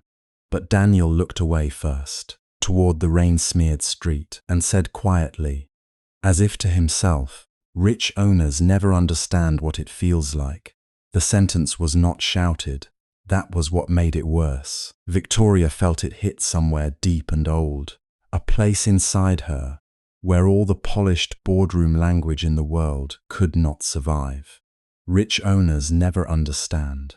He did not know he was speaking to one of the richest women in the country, and yet the accusation still carried the weight of truth, because she had spent her life on the other side of the glass, protected by it, implicated in it. She swallowed. "I'm not like them," she said too fast. Daniel gave her a tired, almost sad look. Maybe not. He did not sound convinced. A bus roared past the stop without slowing, wind slapped rain against the shelter. Victoria looked down at the sandwich, then at the small stack of cash in her palm. and something inside her cracked open in a way she would later remember more clearly than the banquet, more clearly than Martin's public cruelty. It was not the money. It was the fact that he had assumed she needed it, and then given it anyway without making her beg for it. It was the fact that he had defended her when she had no visible power. It was the fact that this man, who could not even afford a decent umbrella for himself, had made her feel less alone than anyone in her own name ever had. Daniel straightened when the bus finally came into view through the rain. "This one should take you close enough." Victoria nodded, though she barely heard him. He stepped back so she could board first if she wanted. She did not move. "Take care of yourself," he said. Something in her chest turned painfully at the tenderness of it. "You should say that to yourself," she answered. A brief smile touched his mouth. "I'm trying." The bus hissed to a stop. The doors folded open with a sigh. Victoria boarded with her head down, gripping the cash and sandwich like evidence of a life she had not expected to feel. When she turned, Daniel was still standing beneath the shelter, umbrella in hand, watching until the bus pulled away. The image stayed with her long after the glass fogged around her, long after the route changed, and the city lights smeared across the window. Long after she returned to the penthouse, peeled off the soaked apron, and stood barefoot on expensive stone, with her hair still dripping onto the floor. Meanwhile, across town, Martin Cole was already calling upward. He had changed his tone before dialing, smoothing himself into the voice of a responsible manager, the kind that could survive a storm by pretending it had forecast sunshine all along. He stood in his office with the door shut, the banquet ledger open in front of him, and the evidence of his own mess arranged like a trap he hoped to avoid. "Yes, I understand," he said into the phone, lower lip tight. It was a misunderstanding. The staffer in question caused a scene. Rise escalated it. He paused, eyes darting to the window as if the rain might be listening. "No, of course I'm handling it. I've already documented the incident if anyone asks." She was agitated, possibly unstable. The chef backed her because he's always been difficult. The voice on the other end was too faint to hear, but whatever was said made Martin exhale slowly through his nose. Yes, I know how serious it is if there's an audit." He tapped the desk once hard. "That's why I'm informing you now. If headquarters sends anyone, I want the record clean." He ended the call and stared at the blank screen in silence, his jaw working as if he were chewing bitterness. He had not seen Victoria Anderson in the room tonight as Victoria Anderson. That was the only mercy he had left. He still did not know what game he had stepped into, only that the air had changed, and he was no longer certain which side was watching him. At Anderson family headquarters, Margaret Anderson received the message in a darkened office, the city glittering below her like a field of deliberate indifference. The glass walls reflected her face back at her, pale and unreadable. She was not a woman who liked surprises. She had built an entire life around recognizing weakness before it became public.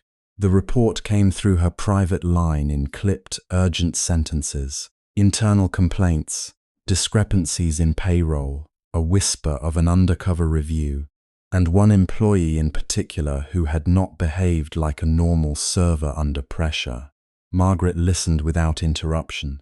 When it was over, she rested one hand on the desk and said, "Who is involved?" "Possibly someone from corporate," the caller admitted. "Maybe legal. We're still confirming." Margaret's eyes narrowed slightly. She did not need confirmation to feel the shape of the problem. Only one person in the family would care enough to go into one of their restaurants wearing an apron and asking questions in the dark Victoria. Her niece had always been too intelligent for her own good, too relentless, too convinced that empathy could replace caution.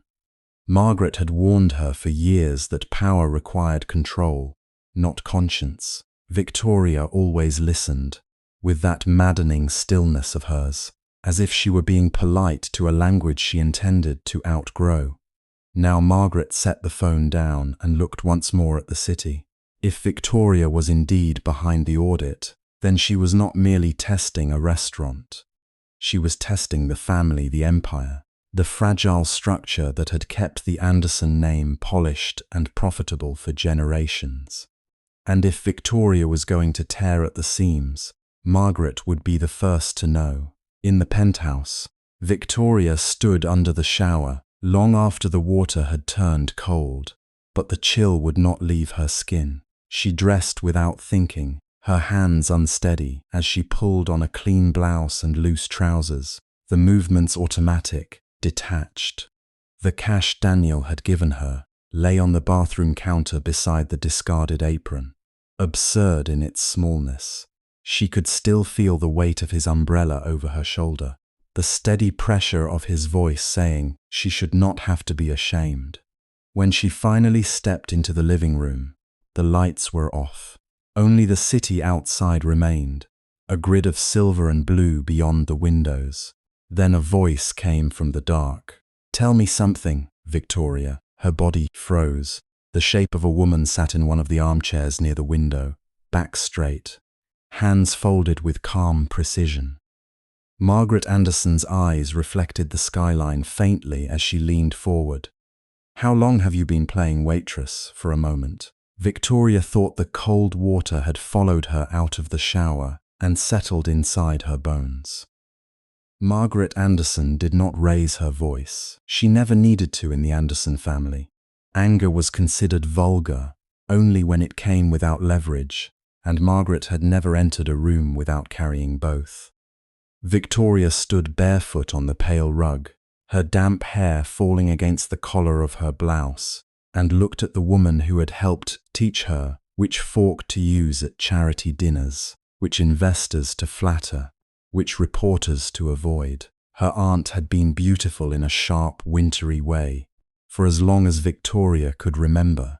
Even now, near midnight, she was perfectly dressed in a cream suit, a string of pearls at her throat, as though she had not broken into her niece's penthouse, but merely arrived early for a board luncheon. "How did you get in?" Victoria asked. Margaret's mouth curved faintly. "You changed your security system. You did not change your habits." It was an answer and a reprimand at once. Victoria walked to the side table and switched on a lamp. Warm light filled the room, softening the corners, but not the space between them. On the bathroom counter behind her, Daniel's folded cash and the damp apron still lay like evidence from another life. Margaret noticed. Of course she did. Her gaze moved once over Victoria's face, the loose blouse, the tired eyes, the small cut near her wrist from the broken banquet glass. Then she looked back at the skyline as if disappointment was something best observed indirectly. "I asked you a question," Margaret said. "How long?" Victoria did not sit. "Long enough. Do not be poetic with me." 3 weeks. Margaret's fingers tightened barely over one another. For anyone else, it would have been nothing. For Margaret Anderson, it was a crack across marble. 3 weeks, she repeated. "You, the CEO of Anderson Table Group, have been serving clam chowder and refilling water glasses in one of our own restaurants under a false name. One of our restaurants has been stealing wages, falsifying hours, threatening immigrant staff, and using humiliation as a management practice. One of our restaurants," Margaret said, each word polished and cold, "is a small unit inside a national group preparing for a merger that will decide the next 20 years of this family's future." Victoria felt something fierce rise in her chest, not loud, not wild, worse than that.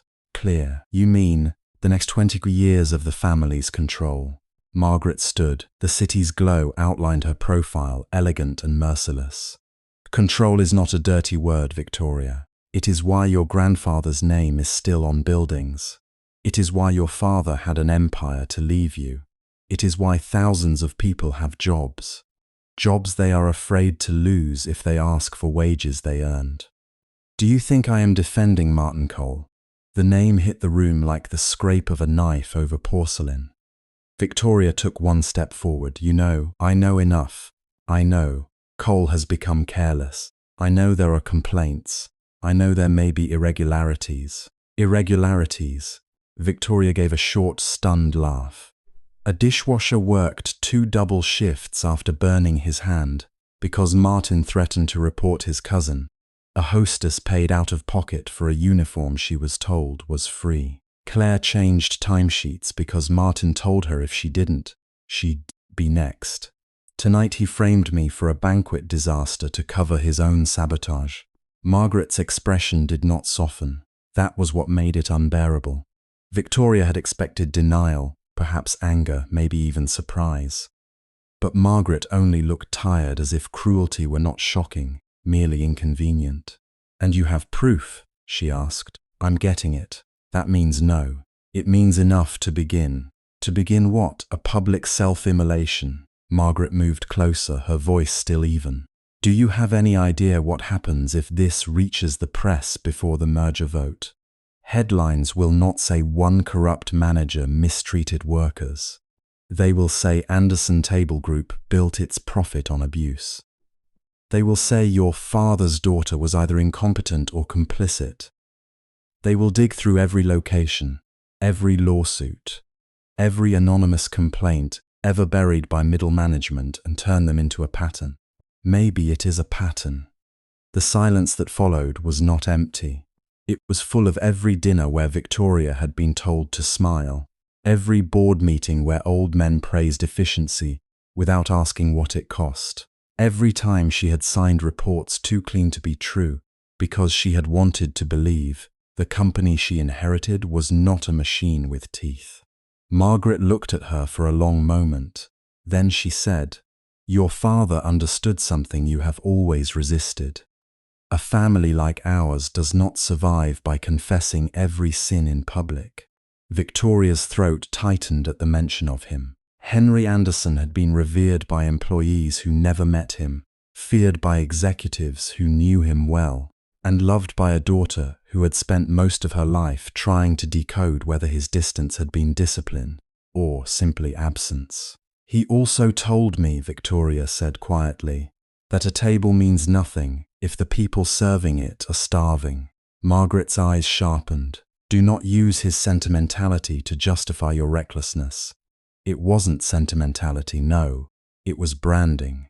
Margaret's answer came too quickly, too cruelly, and for the first time that night Victoria saw something behind her aunt's composure. Fear, not of scandal alone. Fear of losing the story they had wrapped around themselves for generations. Victoria suddenly felt very young and very old at the same time. "You want me to bury it," she said. "I want you to handle it properly. Fire Cole quietly. Compensate a few people. Restructure the unit after the merger. Do not hand ammunition to the board faction already questioning your judgment." "You mean your faction?" Margaret did not deny it. "I mean the adults in the room."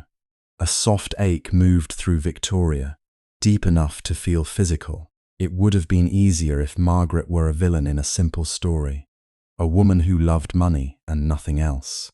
But Margaret loved the family name the ways some people loved a country, blindly, fiercely, with a willingness to sacrifice strangers for the flag. Victoria looked toward the bathroom, where a poor-line cook's money rested beside a waitress' apron. Daniel had believed she had nothing. He had stood between her and shame, without knowing a single share price, without calculating what it would cost him. And here, in this room above the city, her own blood was asking her to calculate the cost of justice until it became too expensive to choose. "I won't bury it," Victoria said. Margaret's face stilled. "If the merger depends on silence, then it isn't stability, it's rot. If the family name can't survive telling the truth, then maybe the name deserves to be damaged. Be careful." "No." Victoria's voice trembled, but it did not break. "You be careful because I have spent years being the kind of leader this family could applaud in public. Efficient, polished, untouchable. But tonight I was dragged through a dining room by people who thought I was too poor to matter. And do you know who defended me? Not our executives, not our policies. A cook who has less protection than anyone in this family and more courage than all of us. Margaret studied her. Daniel rise. Victoria's heart stopped for half a beat. The lamp hummed softly in the quiet. You're having me watched, she said. I am protecting the company from your emotional decisions. He lost his job because of me. He lost his job because he challenged his superior in public. His superior framed an employee. And yet Mr. Rise was foolish enough to make himself disposable. Victoria felt heat flood her face. Don't call him that. Margaret gave her a long knowing look. There it is. Victoria hated that the words landed. Hated more that they were partly true. Daniel was no longer just a witness. No longer merely proof that decency existed in the lowest paid corners of her empire. Somewhere between the alley rain and the small bills he had pressed into her hand. He had become a person whose pain could reach her before her own. Margaret softened her tone, which somehow made it more dangerous. Victoria, listen to me. Men like Daniel Rise may be honorable, but they do not understand our world. If you pull him into it, he will either resent you or use you, perhaps both. Protect him if you must. But do not confuse gratitude with love. It isn't gratitude, then it is guilt. Victoria had no answer fast enough. Margaret picked up her handbag from the chair. End this little investigation before the board is forced to end it for you. I can still contain tonight, but if you insist on exposing internal misconduct in the middle of a merger, I will not let sentiment dismantle what generations built. At the door, she paused without turning back. And Victoria, if you care for that cook, stop pretending your secrets are harmless. Power always touches the people near it, whether you announce yourself or not. After she left, the penthouse seemed too large to hold one person. Victoria stood in the silence until her legs weakened. Then she walked to the bathroom counter and picked up Daniel's money. The bills were slightly wrinkled, still smelling faintly of rain and kitchen smoke. $37.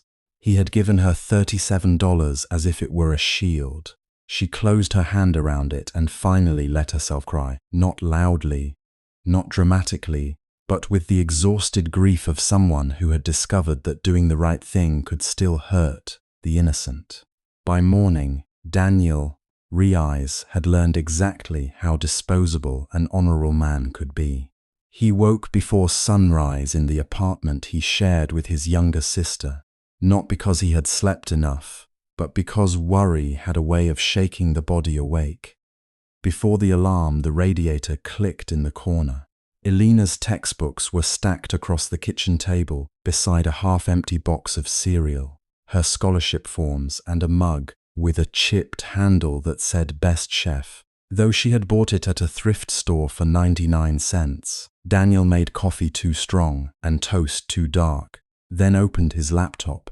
3 applications sent before 7, 2 follow-up emails by 8, 1 voicemail to an old sous chef who owed him a favor, and another to a hotel kitchen, where he had once covered a holiday shift. By 10, the favor had evaporated. "Danny, man, I'm sorry," the old sous chef said, voice low over the phone.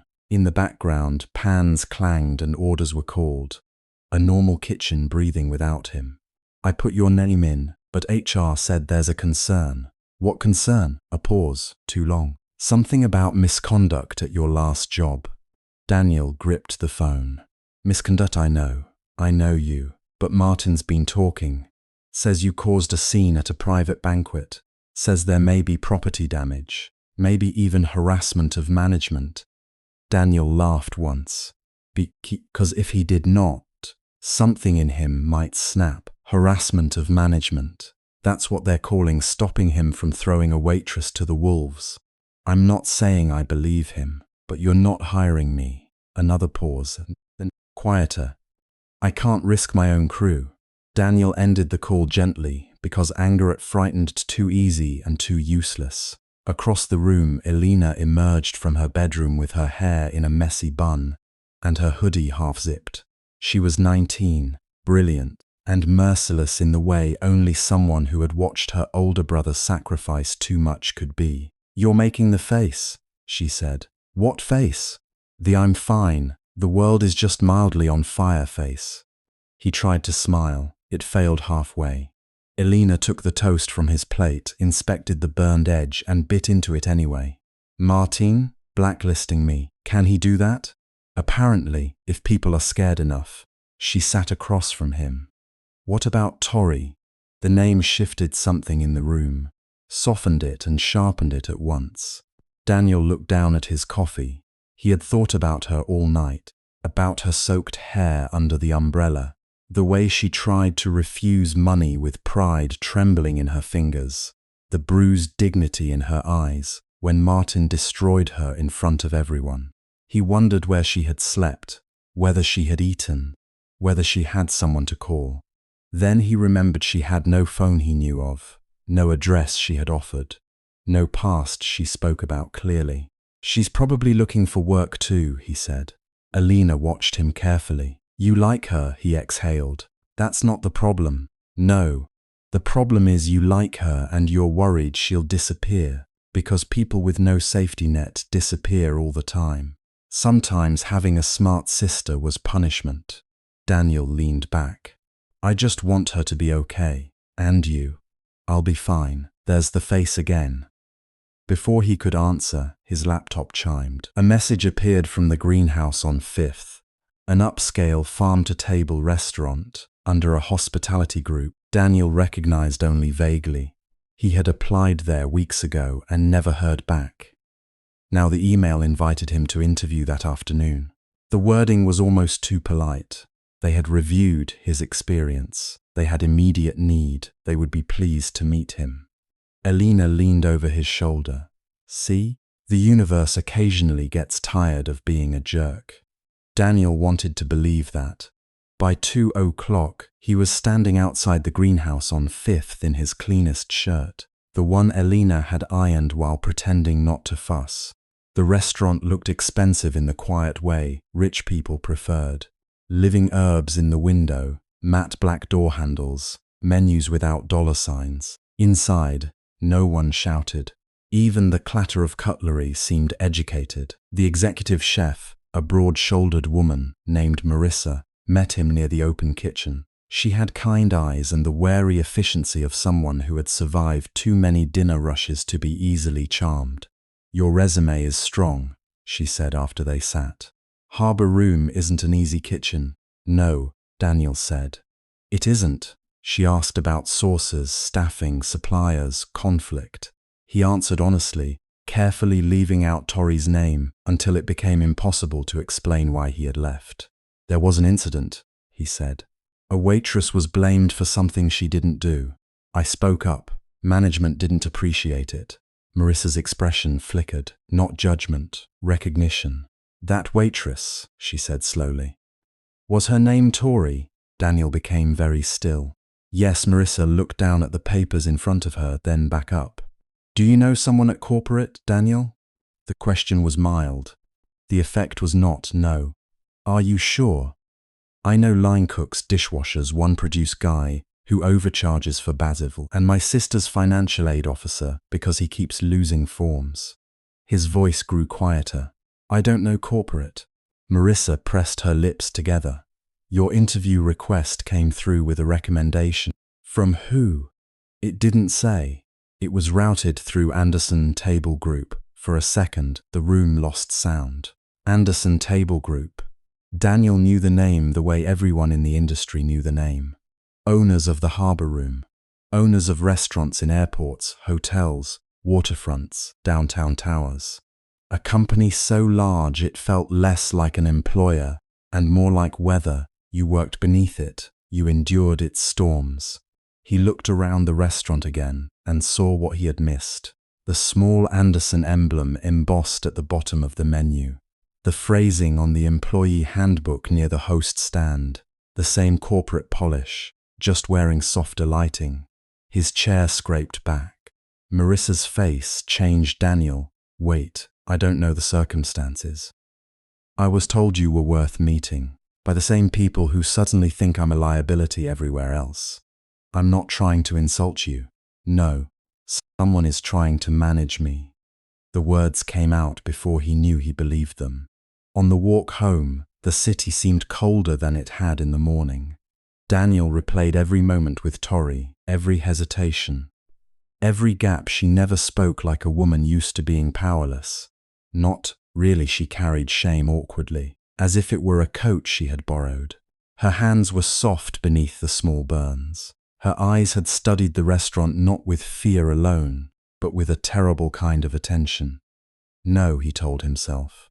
Grief makes patterns out of smoke, but doubt, once born, rarely returned quietly to the dark. That evening, another rejection arrived in his inbox from a hotel kitchen that had sounded promising only hours earlier. The email was brief, generic, almost identical to the others. Daniel was about to close the laptop when he noticed the message chain below had not been fully deleted. A forwarded note sat exposed beneath the polite refusal, likely left by mistake. One line was enough to make his pulse slow, then harden. Candidate Daniel Riais flagged due to Harbour Room incident. Per ATG corporate advisory, do not proceed without clearance.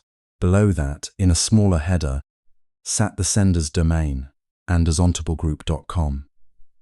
Daniel stared at the screen until the letters blurred, and then another detail struck him like a hand closing around his throat. The interview at the greenhouse had not been mercy from the universe. It had been arranged through the same invisible machinery now shutting doors in his face. Someone powerful was moving him across a board he had never agreed to stand on. He thought of Tori in the rain, her eyes too guarded for a woman with nothing to hide.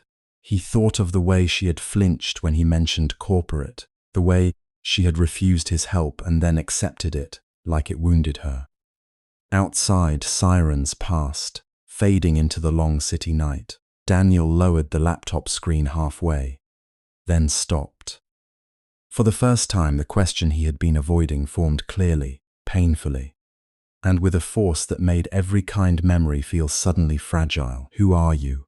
Tori Lane. And why does it feel like the people ruining my life may already know your name? Daniel found her in the narrow corridor behind the dining room, where the noise of the restaurant softened into the hum of refrigerators and the tired rhythm of closing duties. Victoria stood beside the linen cart with her apron folded in her hands, her face calm in the way people looked calm right before they chose to lie. He stopped a few feet away, not because he was afraid of her, because suddenly he was afraid of what he might hear. All evening he had been trying to make sense of the message on his laptop, the blocked application, the corporate signature hidden under a private email. He had told himself there had to be a reasonable explanation, a cruel coincidence, a system error, something that did not turn Tori Lane into another mystery he could not hold. But now that she was here, with the fluorescent light turning her skin almost porcelain pale, he saw it again, the careful way she watched everything, the way she never truly looked surprised. You said, he began, and his own voice sounded flatter than he expected. You'd never worked in restaurants before. Victoria's fingers tightened once around the folded apron. I said I hadn't worked in one like this.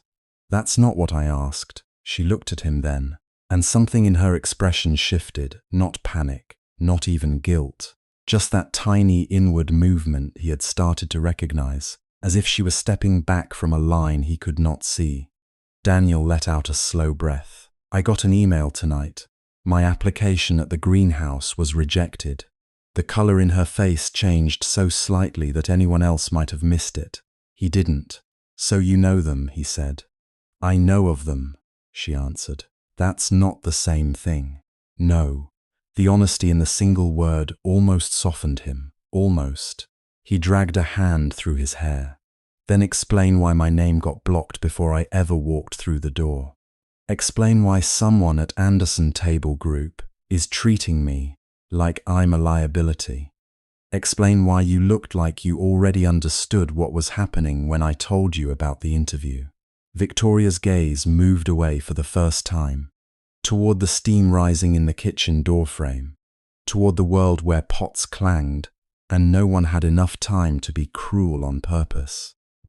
I used to work in corporate administration, she said. Daniel stared at her.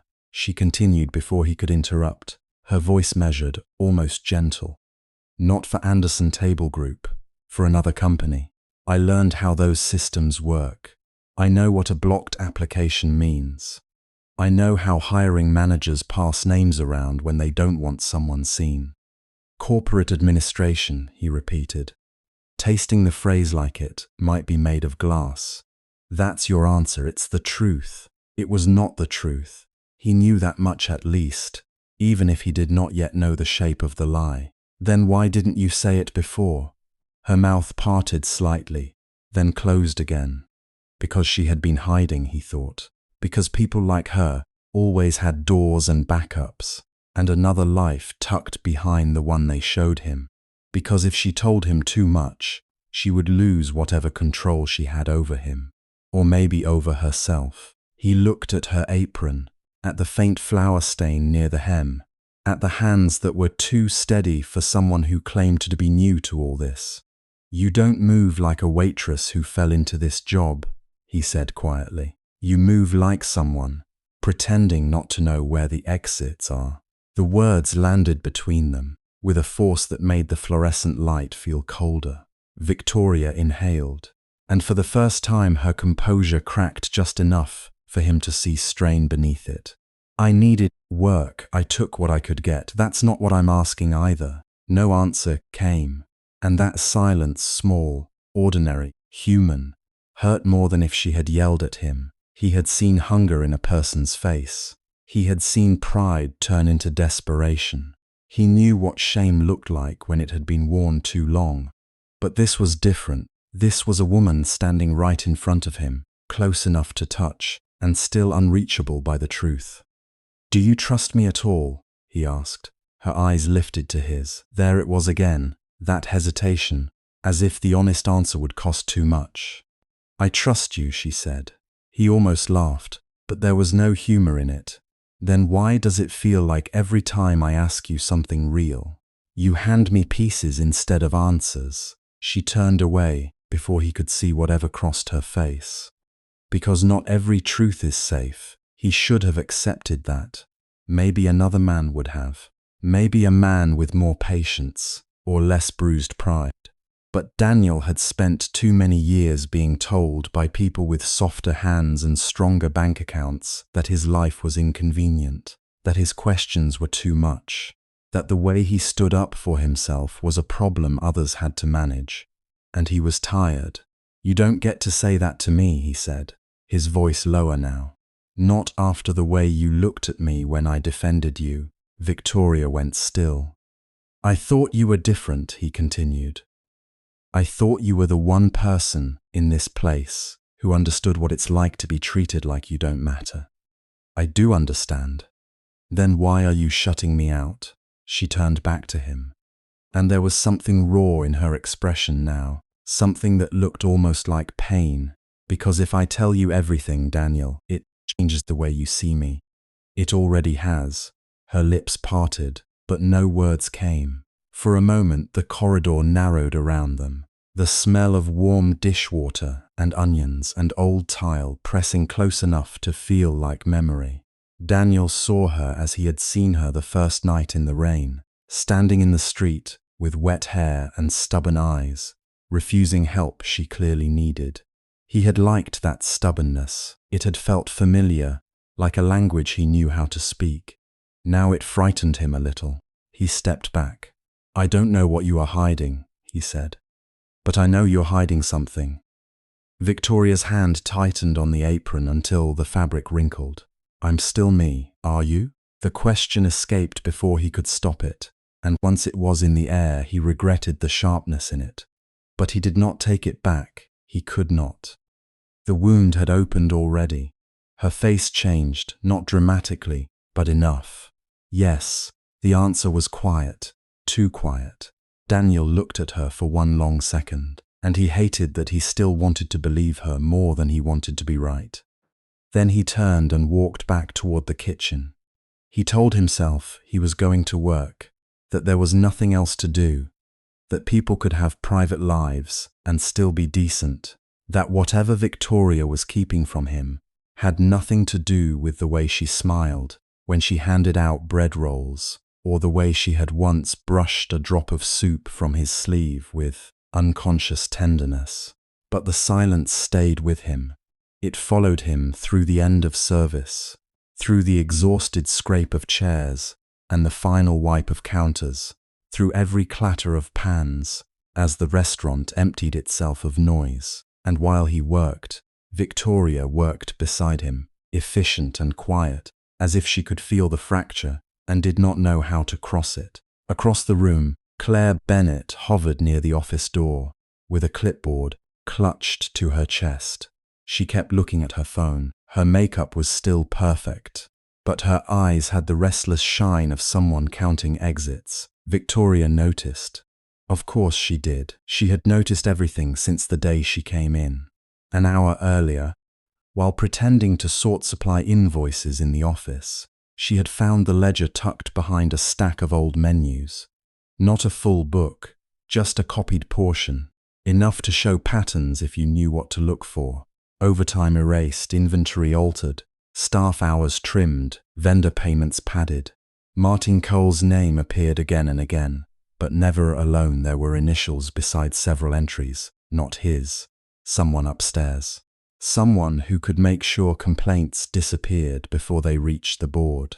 Victoria sat very still with the pages spread before her and felt a cold anger rise, the kind that did not shout but sharpened every thought. This was not merely a bad manager taking advantage of a weak flaw. It was protection, structure, a network of permission. Her private phone vibrated once in her pocket. Owen, she slipped into the storage room and answered in a whisper.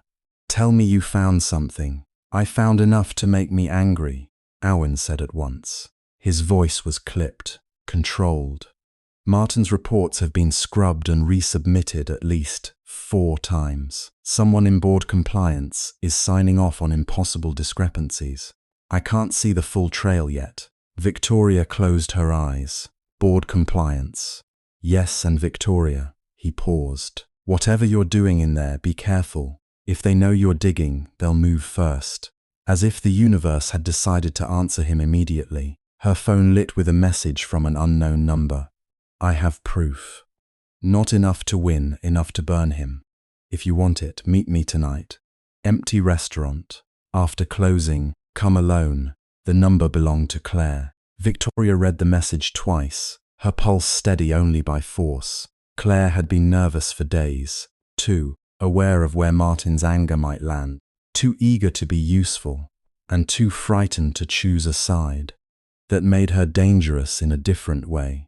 It also made her the first person inside this building who might actually understand what was at stake.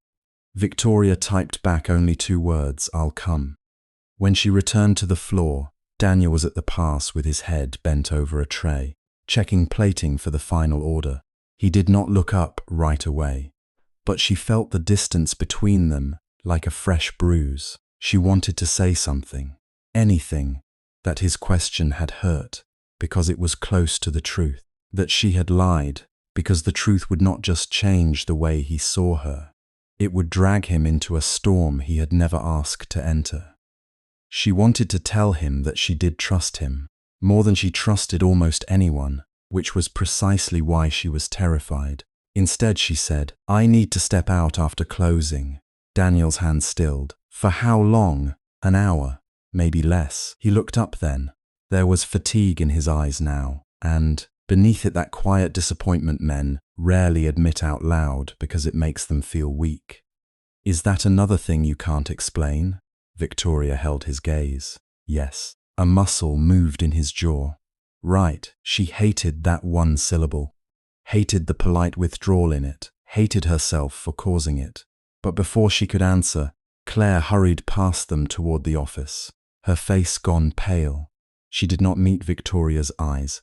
Something in the air changed, not dramatic, not loud, just the kind of stillness that comes before a glass falls. Claire disappeared into the back office. Martin's voice rose from somewhere near the kitchen entrance, sharp and irritated. Daniel turned instinctively toward the sound. then back, as if deciding which problem mattered more. Victoria felt the phone in her pocket like a live coal.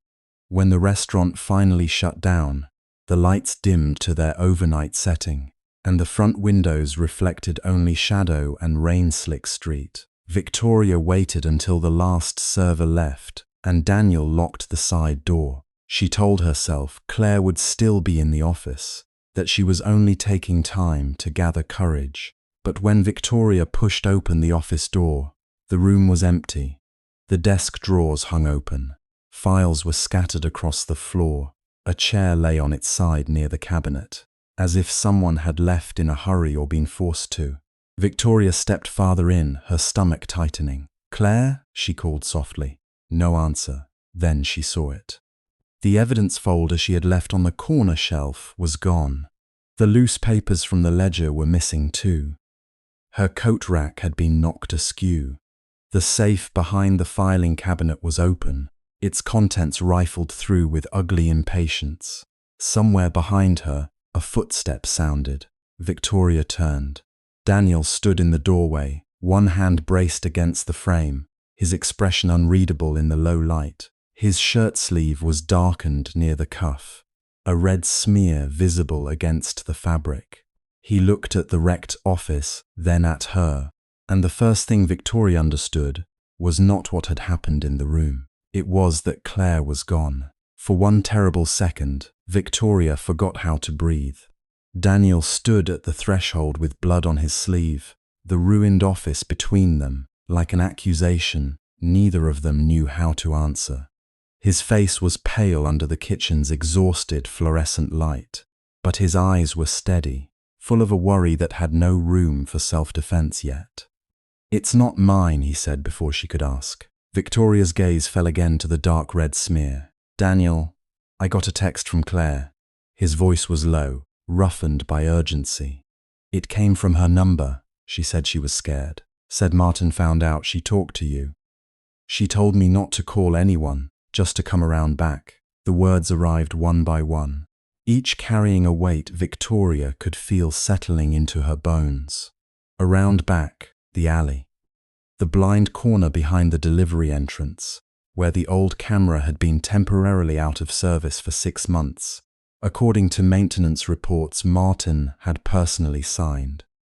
"I went," Daniel continued. "She was on the ground near the dumpsters. She was bleeding from her head, I thought." He swallowed, and for the first time his composure cracked. "I thought she was dead." Victoria stepped toward him, but he raised a hand, not to stop her, only because the memory seemed to have caught him by the wrist and refused to let go. "I called 911. I used my phone. I tried to keep pressure on the wound." She woke up for a few seconds and kept saying, "They took it. They took everything then. I heard someone by the back door. I ran in because I thought whoever hurt her was still inside." "And the office?" Victoria asked, though she already knew. "It was like this when I got here." Daniel looked at the overturned chair, the open safe, the empty shelf, where her folder had been. "I didn't touch anything except the door." Victoria wanted to believe him. No, that was too small a word. Belief was not a choice she had to force from herself. It rose at once, complete and instinctive, because she knew the kind of man Daniel was. He was the man who gave his dinner to a dishwasher, who had forgotten his lunch. The man who had stood between her and Martin's humiliation when everyone else stared at the floor. The man who had looked at poor, powerless Tory Lane and decided she was worth defending. But truth did not always win by being true. Sometimes truth arrived late, covered in blood, while lies came prepared with witnesses. The sound of sirens bled through the restaurant walls. Daniel turned his head. Victoria's heart dropped. "They're fast," he murmured, and his expression changed then, as if he had just understood the shape of the trap. From the dining room came the heavy thud of the front doors being pushed open. Voices rose. Shoes struck polished wood. Martin Cole's voice cut through the chaos, with a trembling outrage so polished it sounded rehearsed. "He's back here," the chef Daniel Rise. "I told you he was unstable." Victoria closed her eyes for half a second. When she opened them, Daniel was watching her. "Tori," he said quietly, "whatever happens, don't get involved." There it was again, that impossible kindness. Even with the law walking toward him, even with blood drying on his cuff, he still thought she was the one who needed protection. The first officers entered the hallway. Martin followed behind them. Face flushed, tie loosened, one hand pressed dramatically against his chest, as if fear had nearly killed him. Beside him stood two staff members from the closing shift, both avoiding Victoria's gaze. Martin pointed at Daniel. "That's him. I caught him in the office. The safe was open. Files missing." Claire Bennett tried to stop him and he attacked her. Daniel's jaw tightened. "That's a lie." "Then why is her blood on you?" Martin snapped. "I found her injured." "How convenient." One of the officers approached Daniel. "Sir, keep your hands where we can see them." Victoria moved without thinking. "Wait." He called the ambulance. "Check his phone records. Check the emergency call." Martin looked at her then, and something ugly flashed behind his panic. Satisfaction. He wanted her to speak. He wanted Tori Lane, the disposable waitress, to sound desperate and biased and irrelevant. "And who are you?" the officer asked. Victoria's answer stopped behind her teeth. For days, she had lived inside the name Tori Lane so completely that it had begun to feel like another skin. A poor waitress, no contacts, no shield, no last name that opened doors before she knocked. If she took that skin off now, it would not be only Daniel who looked at her differently. Every hidden wire she had laid through this investigation would spark at once. Martin smiled faintly, seeing her hesitation. "She's nobody," he said. "A temporary hire with a grudge. She was fired for misconduct yesterday." Daniel defended her then too. "You can see the pattern." Daniel took a step forward. "Don't talk about her like that." "Sir," the officer warned. The second officer was already studying his radio, receiving information that seemed too convenient to have been found so quickly. "We have security footage," he said.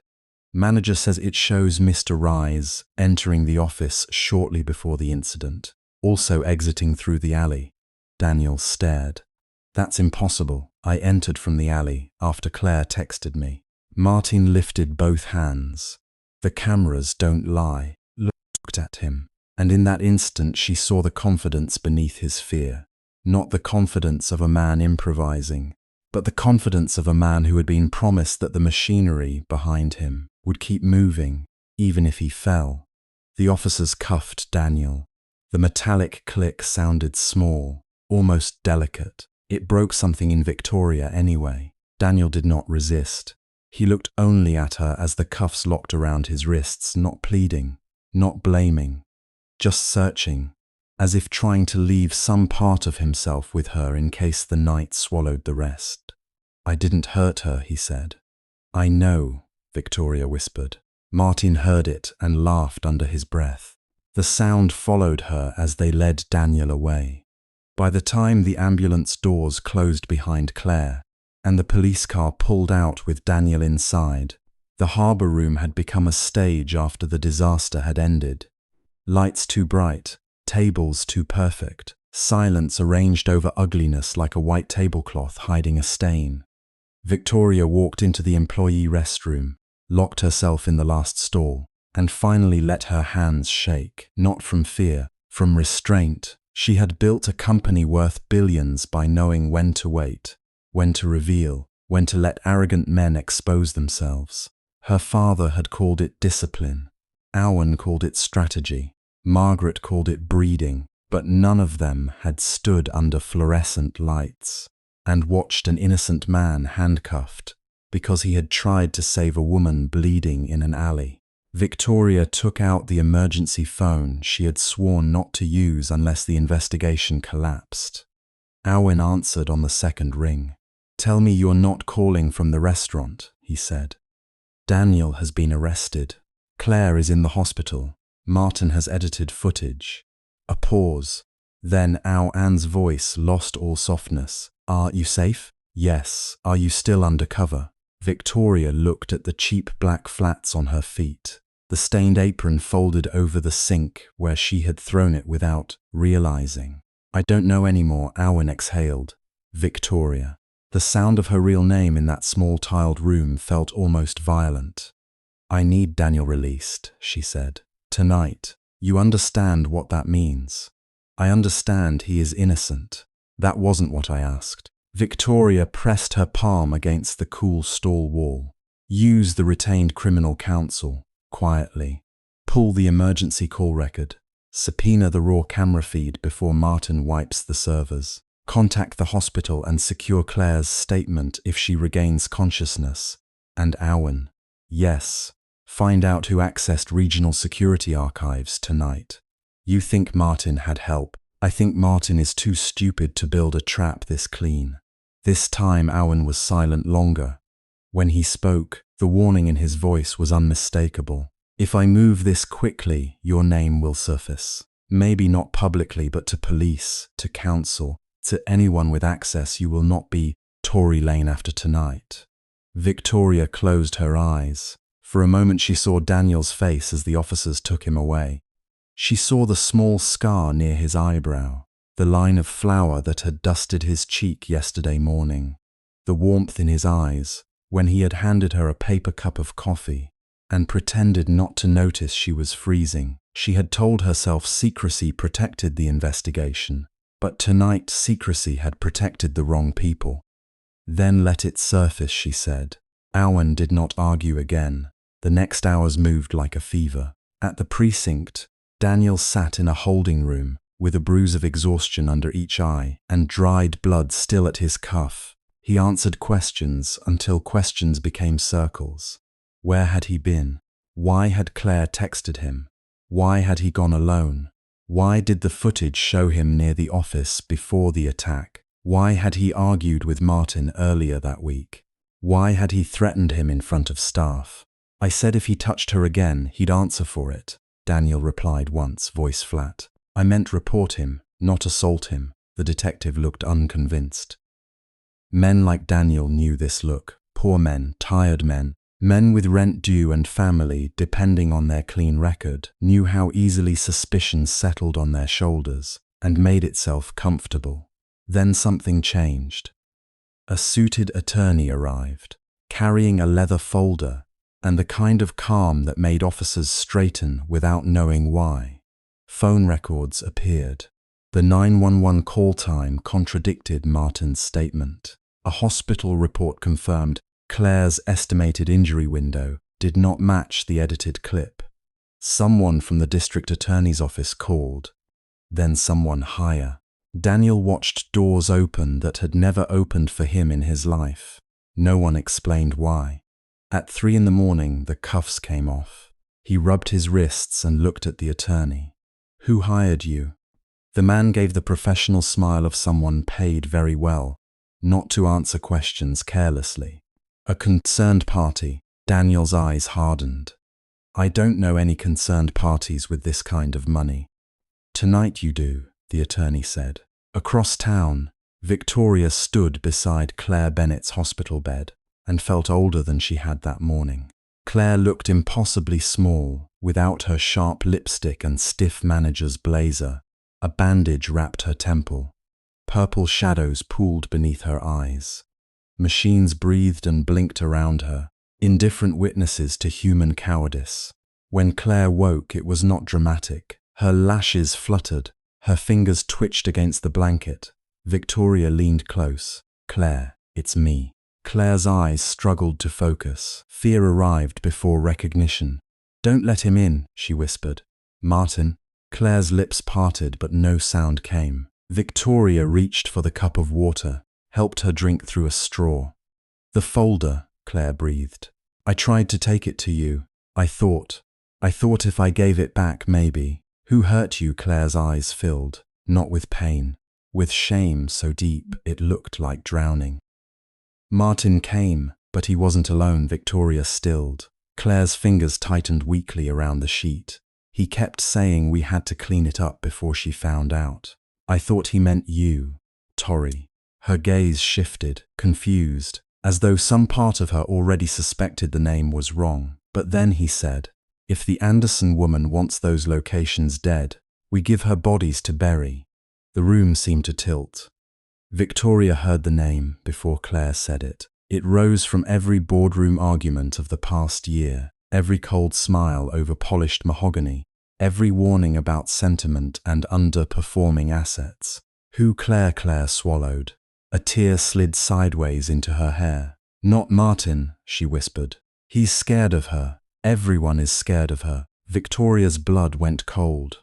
"Who?" Claire's voice thinned to almost nothing. "Someone with the Anderson name." The monitors kept beeping. The hospital light remained soft, somewhere down the hall. A nurse laughed quietly at something ordinary and kind. Victoria stood frozen beside the bed. Margaret, not the aunt who sent handwritten birthday cards with no warmth in them, not the board member who spoke of shareholder duty as if it were scripture, not the woman who had told Victoria over lunch that some restaurants were diseased branches and diseased branches had to be cut before they infected the tree, underperforming locations, labor complaints, wage theft, management abuse, a scandal large enough to justify closures, restructuring, private sale. Workers turned into evidence, pain converted into leverage. Victoria had suspected rot in her company. She had not wanted to believe the roots reached her own blood. By dawn, the sky over the city was the color of wet steel. Daniel stepped out of the precinct, with his jacket in one hand and a paper bag containing his belongings in the other. He should have felt relief. Instead, he felt the strange emptiness of a man who had been saved by a force he could not see. Elena had cried when he called. He had promised her he was fine. He had lied badly enough that she cried harder. The attorney stood near the curb, making another call. A black executive car waited under the street lamp, engine running, windows dark. Daniel stared at it. Something in him already knew. The rear door opened. Victoria stepped out. Not Tori in a faded waitress uniform. Not the girl who had wiped tables with tired hands and smiled when he saved her the last bowl of soup. This woman wore a dark coat over clothes too elegant for any shift worker's closet. Her hair was swept back. Her face was pale, but composed in a way that belonged to boardrooms, not break rooms. Two officers near the entrance turned at once. One of them nodded with formal respect. "Miss Anderson," he said, "we've arranged the private room you requested." Daniel did not move. Victoria looked at him across the narrow strip of sidewalk, and in her eyes he saw fear, apology, and a truth too large to fit inside the name she had given him. The morning traffic passed between them like water around stone, and for the first time since he had met her, Daniel understood that the woman he had protected had never been powerless at all. Daniel had imagined many endings to that morning. He had imagined Martin being dragged out in handcuffs, red-faced and swearing. He had imagined Claire crying, the staff whispering, the reporters arriving too late to catch anything but the aftermath. He had imagined himself unemployed by noon and still unable to regret speaking up. But he had not imagined standing on a cold sidewalk while the girl he had fed in the back kitchen stepped out of a black car and was addressed like royalty.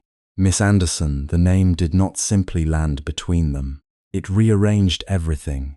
Every paycheck taped to the office printer, every corporate memo pinned beside the schedule, every warning letter Martin used like a whip, every employee handbook that promised dignity in polished language, while dishwashers bled into sinks and waitresses swallowed insults with cold coffee. Anderson.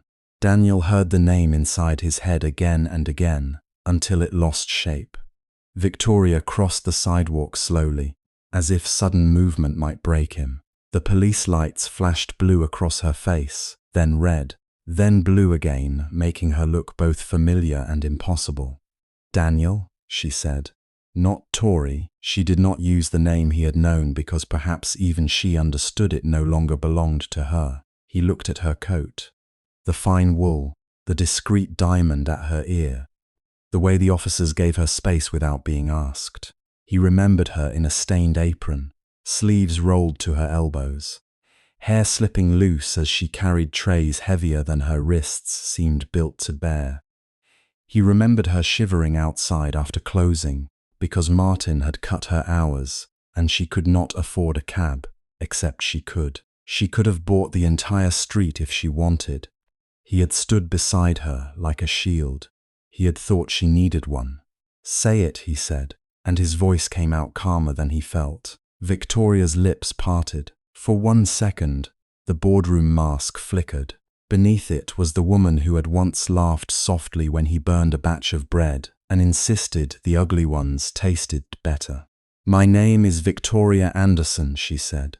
"I'm the CEO of Anderson Table Group. The harbor room belongs to my company." The truth was simple, that made it crueler. Daniel nodded once, as if receiving an order in a kitchen during rush hour. His hands were still. Only the muscle in his jaw moved. "You're my boss," he said. Her eyes lowered briefly. "Yes." "The woman whose name was on my termination notice yesterday." "Yes." "The woman Martin said would never care what happened to people like us." Victoria flinched. "I cared, that's why I came." He laughed once without humor. It vanished into the morning air. "You came," he repeated, "in a costume." "It wasn't a costume to me, no." His voice hardened, not loud, but sharp enough that one officer glanced over. Because it looked convincing, the cheap shoes, the empty wallet, the quiet little smile when people treated you like dirt. You wore helplessness very well. She absorbed that without defending herself. Perhaps she had prepared for anger. Perhaps she had not prepared for this kind. The soft, exhausted kind that did not burn outward but sank inward and poisoned the places where trust had been. "I needed to know the truth without filters," she said. "Every report I received was polished before it reached my desk. Complaints disappeared. Audits were staged. The people doing the harm were protected by people above them. And you couldn't tell me? I couldn't risk the investigation." He looked at her then, really looked. "You watched me risk my job for you." Her face went pale. He took one step closer, not threatening, only hurt. "You watched me stand in front of Martin. You watched me get written up. You watched me take the blame for staff meals, for broken inventory, for shifts I covered because he cut people until they collapsed. You watched him threaten Elena's scholarship donation when he found out. I had complained to Hapa, and you still let me think you were just as trapped as the rest of us." Victoria closed her eyes for a breath. "I was wrong," she said.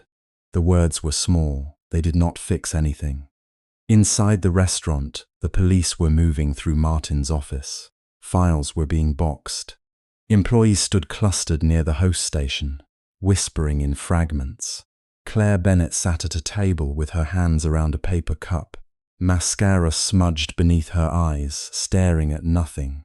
Owen Park spoke with 2 investigators near the entrance, his expression controlled but grim. The world was turning because Victoria Anderson had decided it was time, but Daniel stood still in the part of the morning where Tory Lane had died. "You trusted lawyers," he said. "You trusted hidden cameras. You trusted Claire when she finally got scared enough to tell the truth. But you didn't trust me." Victoria's gaze snapped back to him. "That's not true. Then what is it?" She opened her mouth, and for once no prepared answer came. The silence between them filled with all the things she had not said. "I am rich. I am your employer. I entered your life with a lie. I let you touch my hand over a bowl of soup while knowing I could sign your future away. I didn't know how," she whispered. "At first it was only supposed to be a week. Then I saw what Martin was doing. I saw what everyone endured. And then you." She stopped because his face changed at that word. "Daniel, I didn't plan for you. No, I guess billionaires don't plan for kitchen staff to have feelings. That's unfair. So was everything else." The sentence struck harder because he did not raise his voice. Victoria would have preferred shouting. Shouting gave a person something to answer. This quiet wounded her because it did not demand a fight. It simply stood as fact. Owen approached from the doorway, but paused when he saw Daniel's expression. "Victoria," he said carefully, "the police need your statement. Margaret has called twice, she knows." Victoria did not look away from Daniel. "Let her wait." "She won't," Owen replied. "She's calling an emergency board meeting for this afternoon. She's claiming you exceeded authority, exposed the company to criminal liability, and compromised the investigation through a personal relationship with an employee." Daniel's eyes flickered, and Victoria saw the next blow arrive before it landed. "A personal relationship," he said. Owen's gaze shifted, regretful but professional. "Daniel, I'm sorry. This is going to become part of the argument." "Of course it is." Daniel stepped back. The distance was small, but Victoria felt it like a door closing. "Because I wasn't just lied to, I'm evidence now." "You are not evidence," Victoria said quickly. "Then what am I?" She had no answer that would not sound selfish. To her, he was warmth in a place she had expected only cruelty. He was flour on strong hands, a bowl of soup set aside before he served himself. A man who stood between her and humiliation with nothing to gain. He was the first person in years who had looked at her without seeing the Anderson name. But that was the terrible irony. He had not seen the name because she had hidden it. "You should go home," she said softly. "Before reporters arrive, Owen can arrange." "No." The refusal was immediate. Daniel's eyes were dark and tired. "Don't arrange anything for me." Her throat tightened. "I didn't mean. I know what you meant." He took off the apron he had forgotten he was still wearing. It was creased, stained at the hem, smelling faintly of smoke and rosemary. He folded it once, then held it in his hand like something that had outlived its purposes. "That's the problem, Victoria. I keep knowing what you meant. You meant to help. You meant to protect us. You meant to protect me. But you never once let me choose what I was willing to risk with the truth in my hands." She wanted to tell him that leadership had taught her secrecy before it taught her courage. That her father's voice lived in her head, saying distance preserved power. That she had spent years being admired, obeyed, envied, and never trusted. That when Daniel offered kindness without calculation, she had been so afraid of losing it that she hid the very thing most likely to destroy it. But some confessions came too late, not because they were false, but because the wound had already learned their shape. "I'm sorry," she said again. Daniel looked at her for a long moment. This time, his face softened, and the softness hurt more than anger. "I believe you." Hope rose in her chest, fragile and foolish. Then he added, "I just don't know what that changes." He walked away before she could answer. Victoria did not follow. For a woman who had built an empire on decisive movement, she discovered there were moments when chasing someone became another form of taking. Daniel had given too much without being asked. She would not take his pain and demand forgiveness on her schedule. By noon, the news had escaped. It began as a local business alert. Anderson Table Group CEO personally oversees law enforcement action at Harbour Room location. Within 20 minutes, someone leaked photos of Victoria entering the restaurant in her executive coat. By 1, speculation turned sharper. Anonymous accounts claimed she had worked undercover as a waitress. Former employees began posting stories, some grateful, some furious, some asking why it had taken a billionaire, pretending to be poor for anyone to believe them. By 2, Margaret Anderson arrived at headquarters in pearls and winter white, as if scandal were weather and elegance an umbrella. The Anderson Tower rose over midtown glass and steel, every surface designed to suggest permanence. Victoria had once loved the building's clean lines, the lobby orchids, the discreet hush of people, paid well enough to move quietly. That afternoon it felt like a museum of distance. Margaret did not wait in Victoria's office. She stood near the boardroom doors, speaking to 2 directors in a low voice that stopped when Victoria stepped out of the elevator. "My dear," Margaret said, with the kind of tenderness that carried a blade under silk, You look exhausted. I've had a full morning. So has the company. Margaret's eyes moved over Victoria's face with practiced disappointment. Police in one of our restaurants. Reporters outside headquarters. Employees giving interviews with tears in their eyes. And now I'm told you inserted yourself into an hourly position under a false name. I investigated criminal misconduct inside our own operation. You played waitress, Margaret corrected, without board approval, without notifying risk management, without considering that your personal emotions might contaminate every finding. Victoria felt Owen shift beside her, a silent warning. My findings are documented, she said. Payroll manipulation, wage theft, harassment, falsified safety logs, retaliation against employees who complained. Martin Cole and others used company systems to exploit workers. And yet the public will ask why our CEO was secretly bonding with one of those workers. Margaret's voice remained smooth. Tell me, Victoria, did your concern for justice begin before or after the chef became important to you? For 1 second, Victoria wanted to slap her.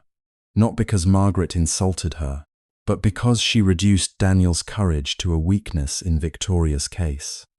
She turned the cleanest thing in that whole filthy restaurant into a stain. Owen answered before Victoria could. The timeline of evidence predates any personal involvement. We have internal documents, witness testimony, and digital records. Margaret smiled at him. I'm sure you do, Mr. Park, and I'm sure opposing counsel will enjoy asking why the CEO continued an undercover operation. After developing an intimate connection with a subordinate, Victoria's hand curled at her side. It was not like that, no. Margaret leaned closer, her perfume cold and expensive. Then I hope Mr. Rise agrees, because Martin Cole has retained counsel. He claims you fabricated and exaggerated abuse after he objected to your inappropriate relationship. That's absurd. Absurd things ruin reputations every day when repeated loudly enough. The boardroom doors opened. Inside, the long table gleamed beneath recessed lights. Directors sat with tablets and folders, their expressions grave. Some had known Victoria since she was a teenager, sitting silently beside her father. Some had praised her expansion strategy at every annual meeting. Today, they looked at her as if she had become a liability wrapped in human skin. At the far end of the room, Martin Cole sat in a dark suit that did not quite fit him. Without his restaurant manager's swagger, he looked smaller, but not defeated. A faint bruise colored one cheek from where he had struck the edge of a table during his arrest. His wrists were free. His lawyer sat beside him. Claire was not there. Martin looked up when Victoria entered.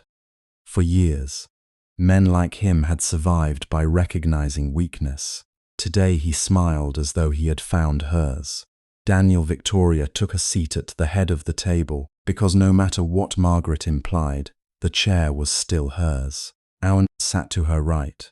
Margaret chose a seat halfway down, the perfect place from which to appear reasonable while feeding doubt to both sides. The meeting began with formalities that felt obscene: legal exposure, fiduciary duty, reputational risk, media response. Words moved around the room in polished circles, never touching the burns on line cook's arms or the housekeepers whose hours had been erased. Victoria listened, answered, presented evidence. Her voice did not tremble. Only when Daniel's name appeared on the screen in a personnel file did she feel something inside her crack. Daniel Reis, executive chef, disciplinary history, insubordination, unauthorized food distribution, hostile conduct toward management. Martin's fingerprints were on every lie. Victoria pushed the file away. Those write-ups were retaliatory. Martin gave a soft laugh. Every head turned. His lawyer touched his arm, but Martin leaned forward, eager now. Miss Anderson can say anything she wants. She owns the company. She owns the records. She owns all of us, doesn't she? Victoria held his gaze. I did not own your choices. No, Martin said, but you needed a villain. You came into my restaurant pretending to be some poor little girl. And when I didn't treat you like a princess. Suddenly, I'm a criminal. Owen's voice cooled. Mr. Cole, you are currently under investigation for wage theft and evidence tampering.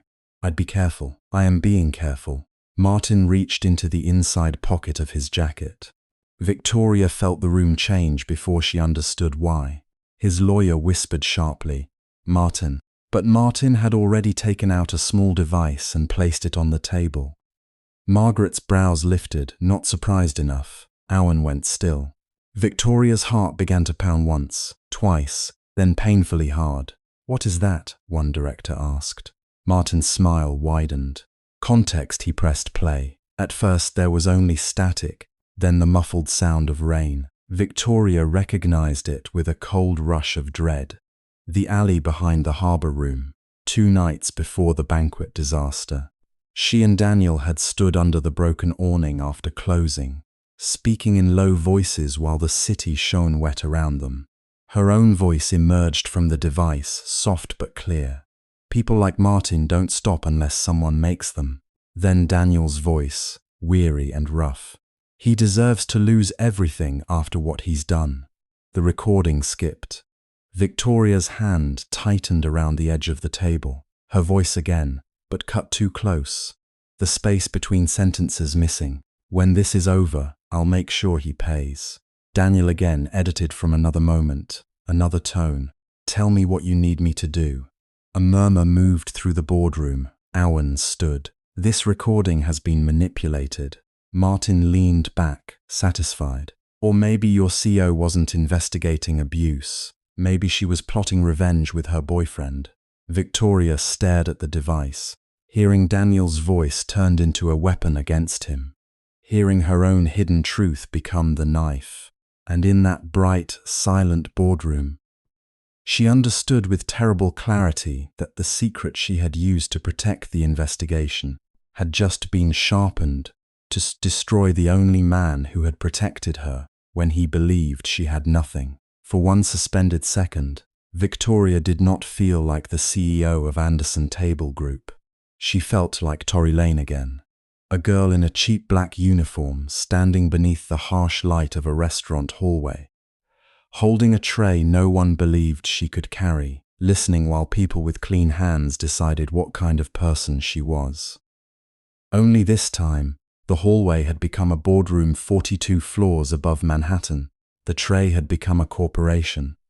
And the people judging her were not shift managers with swollen pride but directors in tailored suits, lawyers with silver pens, and her own aunt sitting at the far end of the table with griefless eyes. The edited recording sat in the center of the room like a small, ugly animal. No one touched it. No one needed to. Its damage had already crawled across the polished table. Owen's face had gone cold in the way it did when he was calculating 12 possible legal fires at once. Across from him, Martin Cole wore the patient expression of a man who had learned that a lie did not need to be perfect if it arrived at the right moment. Victoria could feel every stare. Some were shocked, some were hungry, some were relieved, as if her fall would make their own cowardice look like prudence. Margaret Anderson was the first to speak. How many more surprises are we expected to tolerate, Victoria? The use of her name, soft and public, was worse than anger. Margaret had always known how to make a blade sound like etiquette. Victoria lifted her gaze. That recording was altered. Perhaps, Margaret said. Perhaps not. But alteration is almost beside the point now, isn't it? Owen's jaw tightened. It is entirely the point. No, Mr. Park. Margaret folded her hands. The point is that my niece, while leading a multi-billion-dollar company, chose to disguise herself as a waitress, conceal her identity from employees, involve herself romantically with a subordinate in an active investigation, and now expects this board to believe that every compromised piece of evidence is part of someone else's conspiracy. A murmur moved again, quieter this time, more dangerous because it had begun to sound like agreement. Victoria's heartbeat was steady, but it hurt. It hurt because Margaret had wrapped partial truths around poison. It hurt because Daniel's voice had been dragged into the room without his consent. It hurt because every choice Victoria had made to get close to the truth now stood trial beside her. She looked at Martin. He did not look away. For weeks, she had watched him humiliate servers, shave minutes off time cards, assign dangerous work to those who complained, and smile at customers as if hospitality were a virtue he had invented. She had believed exposure would be enough. Evidence, witnesses, clean procedure. She had believed that if she built the case carefully, justice would arrive with a signature and a seal. She had underestimated how vicious a cornered man could become. "I went undercover," Victoria said, her voice low but clear. Because formal audits failed, hotline complaints vanished. Employees were afraid to speak. Someone inside this company was protecting abuse. Margaret's eyes sharpened, and in the process, you became personally involved with one of those employees. Victoria's throat tightened. Daniel's name did not need to be spoken to fill the room. "He was not part of my investigation," she said. "Wasn't he?" Martin gave a soft laugh. "Convenient. The chef who hates me, who threatens me, who happens to become close to the mysterious waitress. And then suddenly the CEO wants my head." Owen stepped in before Victoria could answer. "Mr. Cole, you are currently under internal review for wage theft, record falsification, intimidation, and retaliatory termination. I suggest you stop performing innocence." Martin's smile thinned. "I'm here because the board asked me to respond." Margaret turned to the directors. "This is exactly the concern. Emotion has contaminated leadership. The company is bleeding in the press as we sit here." As if summoned, every phone on the table seemed to glow with the same breaking news alerts. Anderson, CEO, accused of using undercover operation to target restaurant manager. Secret romance with chef, raises questions over internal investigation board, considers emergency leadership review. Victoria did not reach for her phone. She knew the rhythm of public disaster too well. First the headline, then the anonymous sources, then old photographs cropped to suggest arrogance. Then commentators who had never held a mop or balanced payroll speaking gravely about ethics. Behind the glass wall, the city looked indifferent and shining. Margaret rose slowly.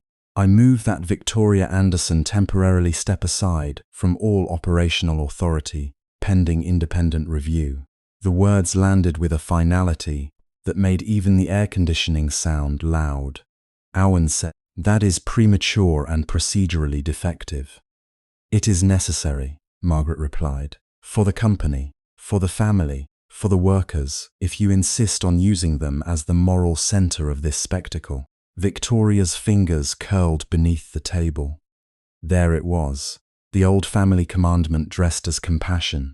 Protect the name first, repair the damage quietly, let the powerless become footnotes. Her father had taught her discipline. Margaret had taught her appearances. The Empire had taught her to sit straight while bleeding. But Tory Lane had taught her something else. That fear had a smell in a kitchen. That exhaustion had a posture. That injustice was not abstract when a dishwasher hid a burned wrist because he could not afford to be sent home. That a woman like Claire Bennett could become cruel, not because she was born without conscience, but because a bad system rewarded obedience and punished honesty until both began to look the same. Victoria stood. "I will not step aside to make this easier to bury." Several directors shifted. Margaret's smile disappeared. Victoria continued, "If the board wants an independent review, I welcome it. If regulators come, I will cooperate fully. If the press wants a statement, they'll get one with records attached.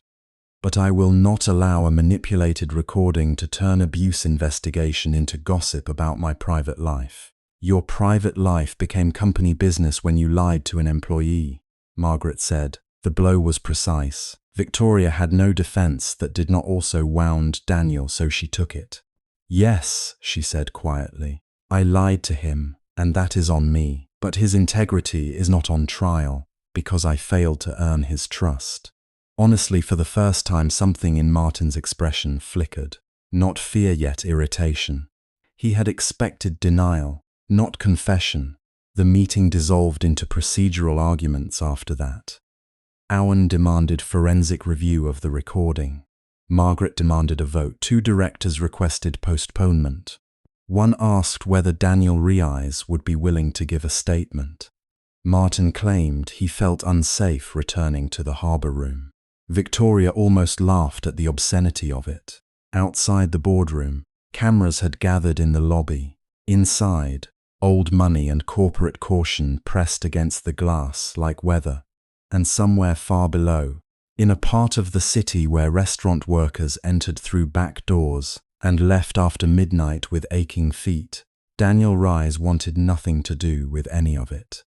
He was in his apartment in Queens, still wearing yesterday's t-shirt, his phone face down on the kitchen table, as if silence could make it stop existing. Elena sat across from him with a bowl of cereal she had not eaten, watching her older brother pretend not to break. The television was muted, but Victoria's face kept appearing anyway. A photograph from a charity gala, a clip of her walking through reporters, another headline, using words like scandal and deception and billionaire waitress as though suffering were a costume trend. Daniel stared at a crack in the tabletop. "She can handle them," he said at last. "That's her world." Elena tilted her head. "Is that what you're calling it, what?" Running away, his eyes lifted, tired and sharp. "Careful, I am being careful." Elena pushed the cereal away. "You're angry at her. You have the right to be," she lied. "She made you feel stupid for trusting her. I get it." Daniel flinched at how easily his sister named the thing he had been trying to bury beneath pride. He had replayed every moment with Victoria until tenderness and humiliation became tangled. Her hands wrapped around a chipped mug in the staff room. Her laugh when he teased her for cutting carrots unevenly. Her eyes when she watched servers count tips like survival money. The night he told her about Elena's tuition, about the bills, about how tired he was of being one emergency away from ruin. She had listened like someone who understood, and all along she owned the building. "I don't know what was real," he said. Elena's face softened. She was young, but illness and debt, and watching her brother sacrifice, had given her a kind of emotional adulthood neither of them had asked for. "Maybe not everything," she said, "but some things don't become fake just because they were incomplete." Daniel let out a bitter breath. "That sounds like something from one of your therapy pamphlets." "It's from having eyes." She leaned forward. "Did she use you to frame Martin?" The answer came too fast, too certain. Elena noticed. Daniel looked away. "No," he repeated, quieter. "She wouldn't do that." "Then why are you letting them say she did?" His hand closed around the edge of the table. "Because if I show up, I become her shield. The poor chef who proves the billionaire has a heart. I won't be that. I won't stand there so they can turn me into evidence that she's not like them." Elena was silent for a moment. Then she said, "Maybe don't go for her." Daniel looked at her. "Go for the people Martin hurt. Go for yourself. Go because truth matters even when love is complicated." The room became very still. On the muted television, Martin's face appeared beside Victoria's. The caption beneath him read, "Manager claims CEO targeted him after personal grudge." Daniel stood so abruptly his chair scraped the floor. Elena blinked. "Where are you going?" The restaurant, his voice had changed. Not healed, not forgiving, but awake. The harbour room was closed under corporate order, its front entrance taped with a polite notice about internal review. Daniel went around back, to the delivery door he had opened 1,000 times before sunrise. The alley smelled of rain, old grease, and cardboard. Familiar things, honest things. He still had his key for 1 second. He hesitated with it in his palm. Then he unlocked the door. Inside, the kitchen was dark except for the emergency lights. Without the roar of service, the place felt like a body holding its breath. Stainless steel counters reflected thin red strips of light. A stack of pans sat drying near the sink. Someone had left a roll of labels beside the prep station.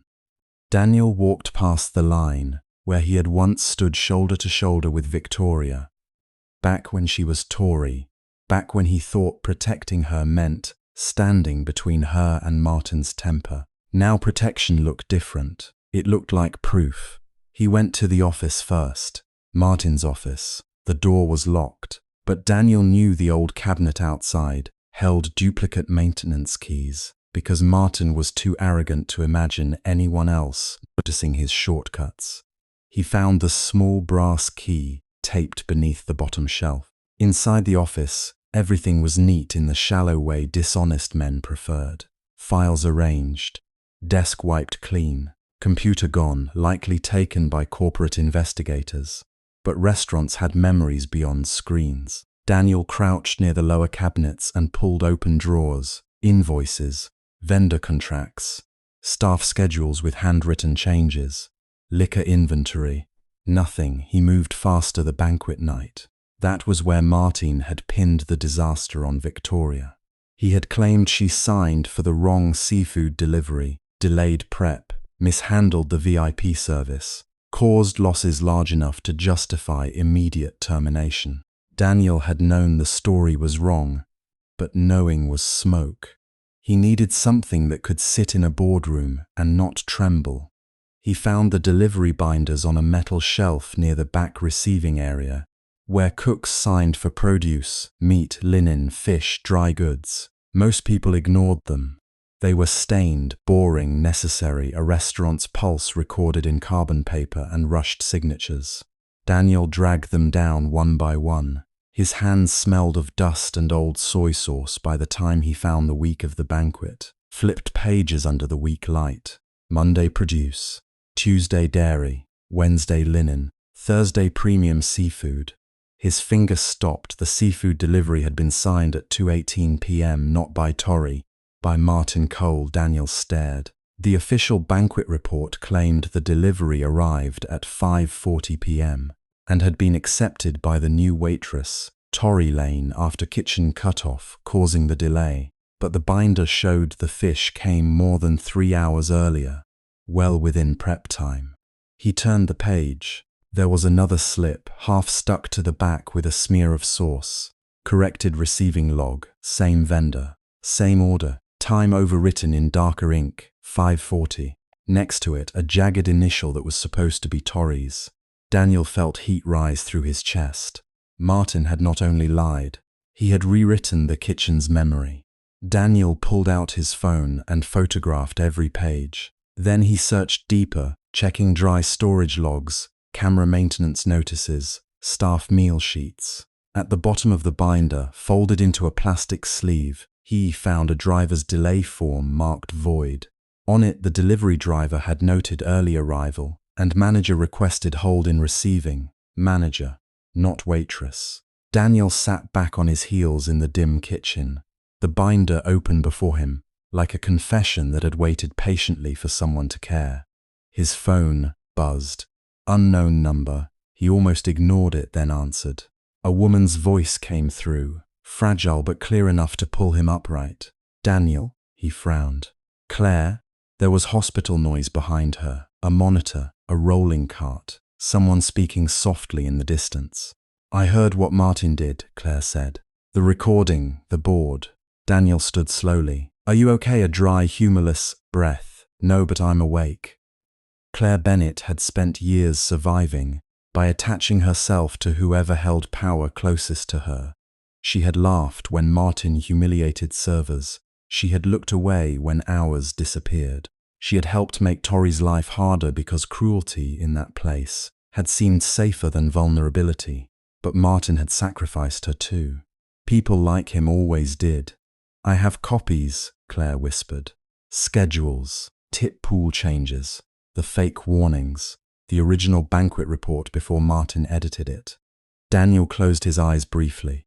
Victoria needs them, I know. Claire's voice cracked on the name. But not just for her. I'll testify, Daniel. I'll tell them what I did, what he made me do, what I chose to do. But I want protection for everyone. Not only me, the dishwashers, the bussers, the undocumented guys, Martin threatened. The single moms he kept off good shifts. If I talk, they'll be scared. Daniel looked around the dark kitchen, at the prep tables, the dish pit, the narrow space where so many people had insults because rent was due. I'll tell her, he said. A pause. Do you hate her? Claire asked. The question hit too close to the bruise. Daniel picked up the stained binder and held it against his side. I don't know what I feel, he said, but I know what's true. By the time he reached Anderson Tower, rain had started, thin and cold, turning the city silver. Reporters crowded the front entrance. So Daniel went through the service access, with the help of a security guard who recognized him from the chaos of the last week and looked too exhausted to argue. Upstairs, the boardroom fight had sharpened. Victoria stood alone near the end of the table. Owen was beside her, but even loyalty had limits against numbers. Margaret had forced the emergency vote onto the agenda. Martin sat with his hands folded, pretending patience while the room prepared to reward his lie with caution. Victoria's phone lay near her hand. On its screen was a message from an unknown number that Owen had just verified through counsel. Claire is awake. She will testify. She requests written protection for all staff witnesses. For the first time that day, Victoria had almost closed her eyes in relief. Almost. Because Margaret was already speaking again. Even if additional witnesses appear, Victoria's judgment remains the central issue. We cannot lead a national company through scandal with sentiment. Victoria looked at her aunt and felt something old finally break. Not loudly, not violently, but cleanly. Calling people sentiment is how this family justified ignoring them, she said. Margaret's face hardened.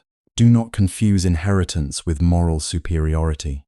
I'm not. Victoria's voice was quiet. I'm trying to stop confusing silence with leadership. The room fell still. Then the boardroom doors opened, not dramatically at first.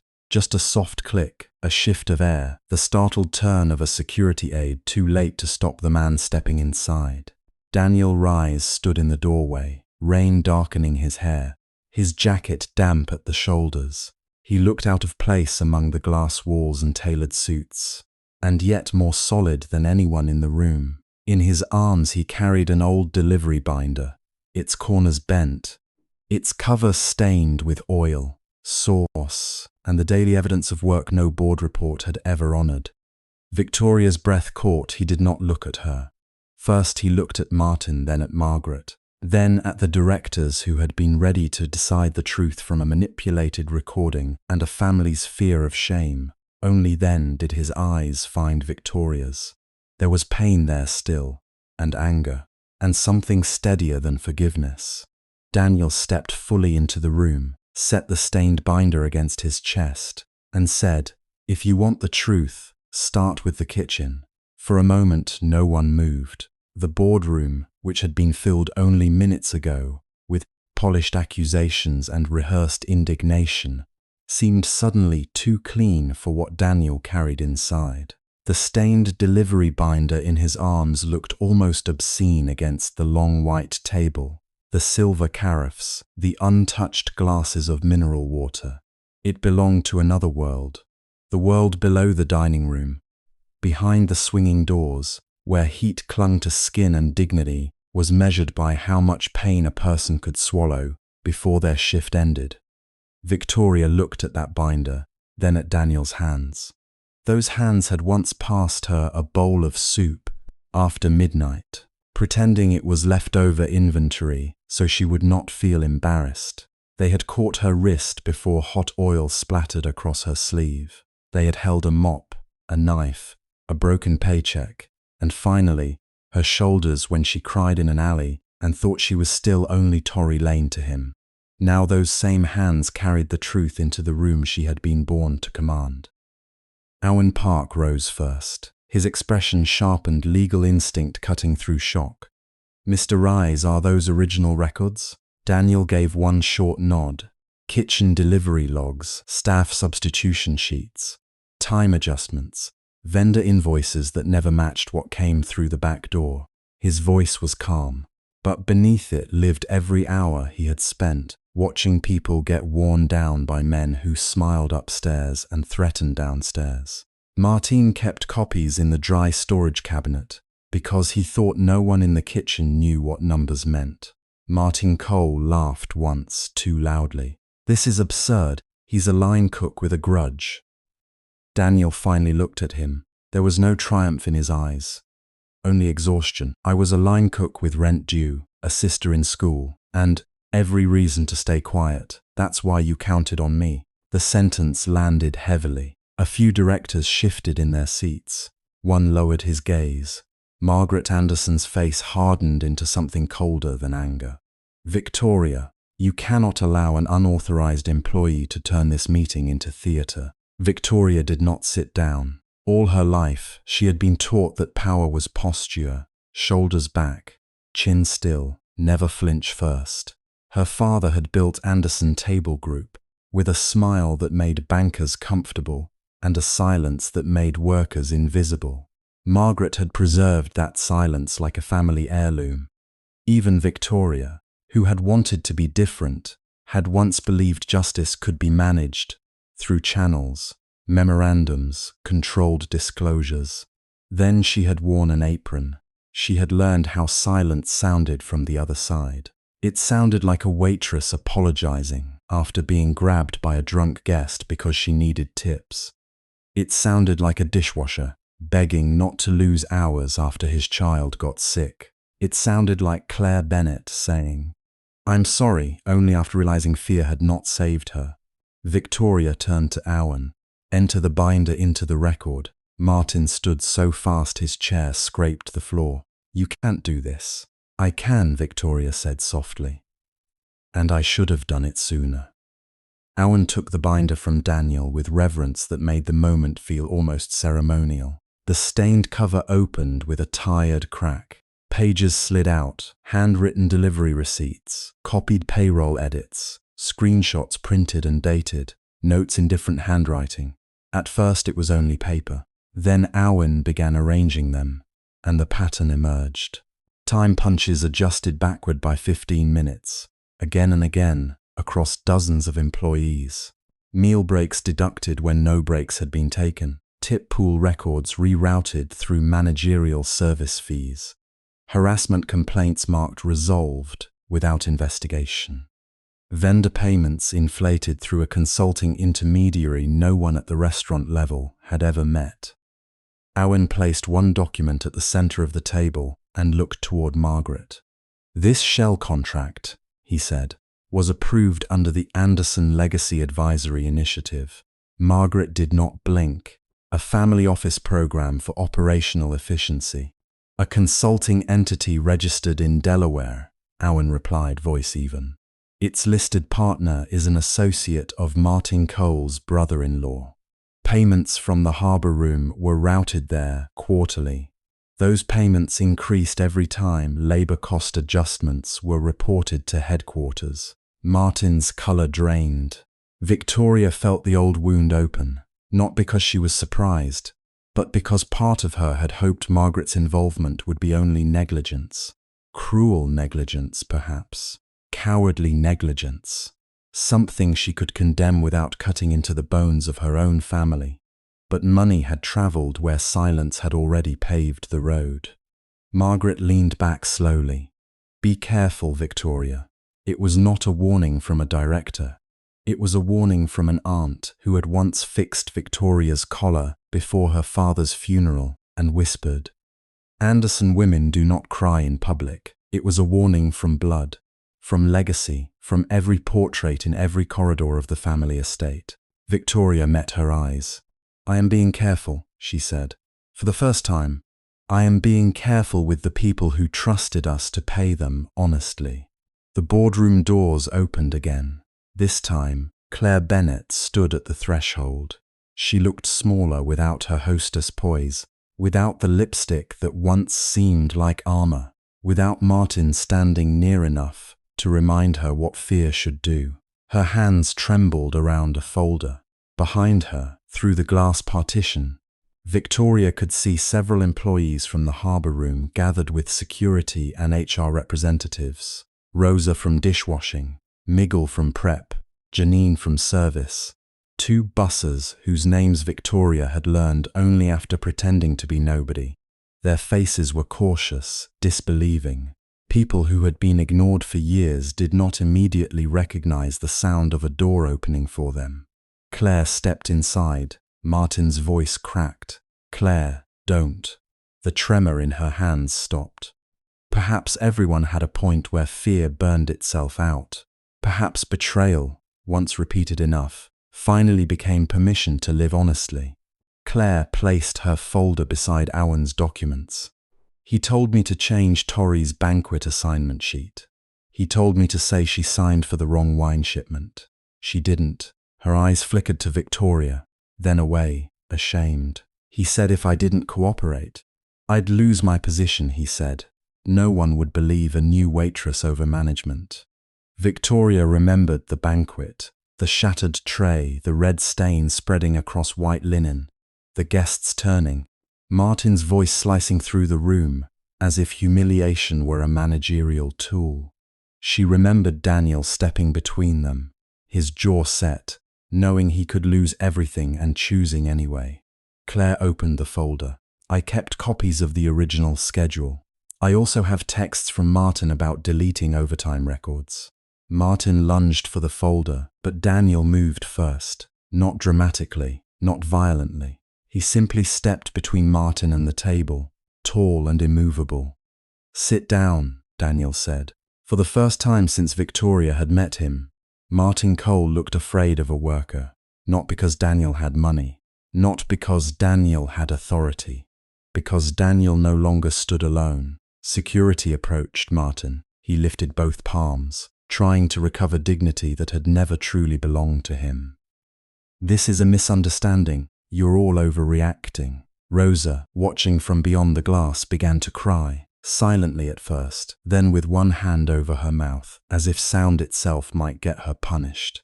Victoria saw her, and something inside her finally stopped trying to divide CEO from woman, Anderson from Tori, strategy from remorse. She crossed the boardroom, opened the door wider, and looked at the employees waiting outside. "Please come in," she said. No one moved, so Victoria stepped aside. Not summoning, not commanding, making room. Miguel entered first, cap crushed between his hands. Janine followed, shoulders rigid. Rosa came with another dishwasher supporting her elbow. The people who had scrubbed floors, carried plates, swallowed insults, and smiled through pain, entered the room where their wages had been discussed as percentages, and their suffering as reputational risk. There were not enough chairs. Victoria noticed that immediately. The absurd cruelty of it struck her harder than any spreadsheet. A company worth billions, a boardroom designed for power, and not enough seats for the people whose labor created that power. She looked at the directors. "Stand." A stunned silence followed. One elderly director began to protest, then saw her face and rose. Another followed, then another. Chairs scraped back, and the staff sat down awkwardly, suspiciously, as if comfort might be taken away if they believed in it too quickly. Power became beautiful only when it knelt before the people it once failed to protect. Victoria had never understood that from behind a desk. She understood it now, standing while Rosa sat, while Jane gripped the table edge, while Daniel remained near the wall, as though he did not know where he belonged, in a room he had just changed. Owen began reading evidence into the record. The room transformed. It was no longer a battlefield between Victoria and Margaret. It was no longer a scandal management session. It became a place of testimony. Miguel spoke of clocking out and being ordered back to prep for private events. Janine described Martin cornering young servers after closing, making comments that were always framed as jokes in front of witnesses and threats when alone. Rosa showed pay stubs where her hours vanished whenever she complained about missing tips. Claire confirmed who falsified the records and how complaints were buried under performance notes. Each story was small enough to be dismissed separately. Together, they became an empire of pain. Margaret listened without expression until Owen displayed the consulting payments again. Then she placed both hands on the table. "I approved an initiative," she said. "I did not approve harassment. I did not approve wage theft." "No," Victoria replied. "You approved distance. You created a structure where money could leave the restaurant and accountability could disappear before reaching your desk. That is a legal distinction. It is a moral failure." Margaret's eyes flashed. "Do not lecture me on morality while you admit you deceived your own company, your staff, this board, and apparently involved yourself emotionally with an employee during an investigation." The words hit their intended mark. Victoria felt Daniel's gaze move away from her. For one breath, she was not CEO. She was only a woman who had lied to the man she loved and could not undo it with justice, no matter how much truth she uncovered. "Yes," she said, voice quieter. "I deceived people. I will answer for that too." The room stilled. She turned to the employees. "I came into the harbour room as Tory Lane because anonymous reports were being buried before reaching my office. I believed going undercover would protect the investigation. I did not understand then how easily secrecy can become another form of power over people who have already had too much hidden from them." Claire began to cry. Janine stared at the table. Daniel's face remained unreadable. Victoria faced the board again. "Martin Cole is terminated for cause, effective immediately. His records will be turned over to state labor authorities and law enforcement. All affected employees will receive back wages, penalties, and independent legal support funded by Anderson Table Group, not deducted from operating budgets." Martin's mouth opened, but no sound came out. Security moved closer. Victoria looked at Margaret. The harder part had always been waiting for her. "Margaret Anderson," she said, and the family name felt like glass in her mouth. "You will resign from the board and from all advisory functions by the end of the day. The consulting contracts connected to your initiative will be suspended pending investigation. I am referring the full file, including your approvals, to outside counsel and the appropriate authorities." Margaret stood slowly.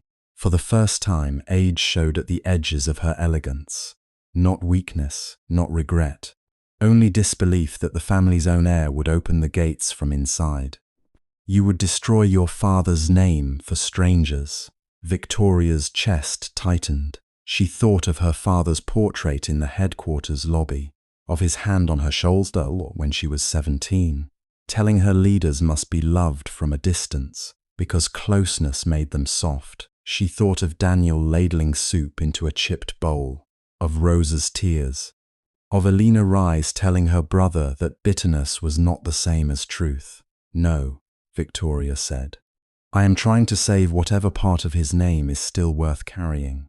Margaret's face changed then only slightly, but Victoria saw it. Hurt, perhaps, or hatred, or the terror of a woman who had mistaken reputation for family and discovered that both could abandon her in the same room. Security escorted Martin out first. He did not look at the staff. That seemed right somehow. He had never truly seen them. Margaret left without escort, her heels striking the floor with the cold rhythm of someone who intended to return one day with sharper weapons. When the door closed behind her, the room did not erupt. There was no instant relief, no clean ending. Justice, when it arrived late, did not know how to be gentle. It stood among people like an unfamiliar guest, waited for grief to make space, and only then became real. Victoria exhaled, but the breath shook. She turned toward Daniel. He was still near the wall, rain drying in his hair, the empty space in his arms making him look strangely unprotected. Their eyes met, and the whole boardroom seemed to fade. The directors, the evidence, the staff, even Owen's careful presence. "I didn't know if you'd come," she said. Daniel's mouth curved without humor. "Neither did I. Thank you." He looked down at his hands. I didn't do it for you. Not only for you. I know. The honesty hurt more than accusation.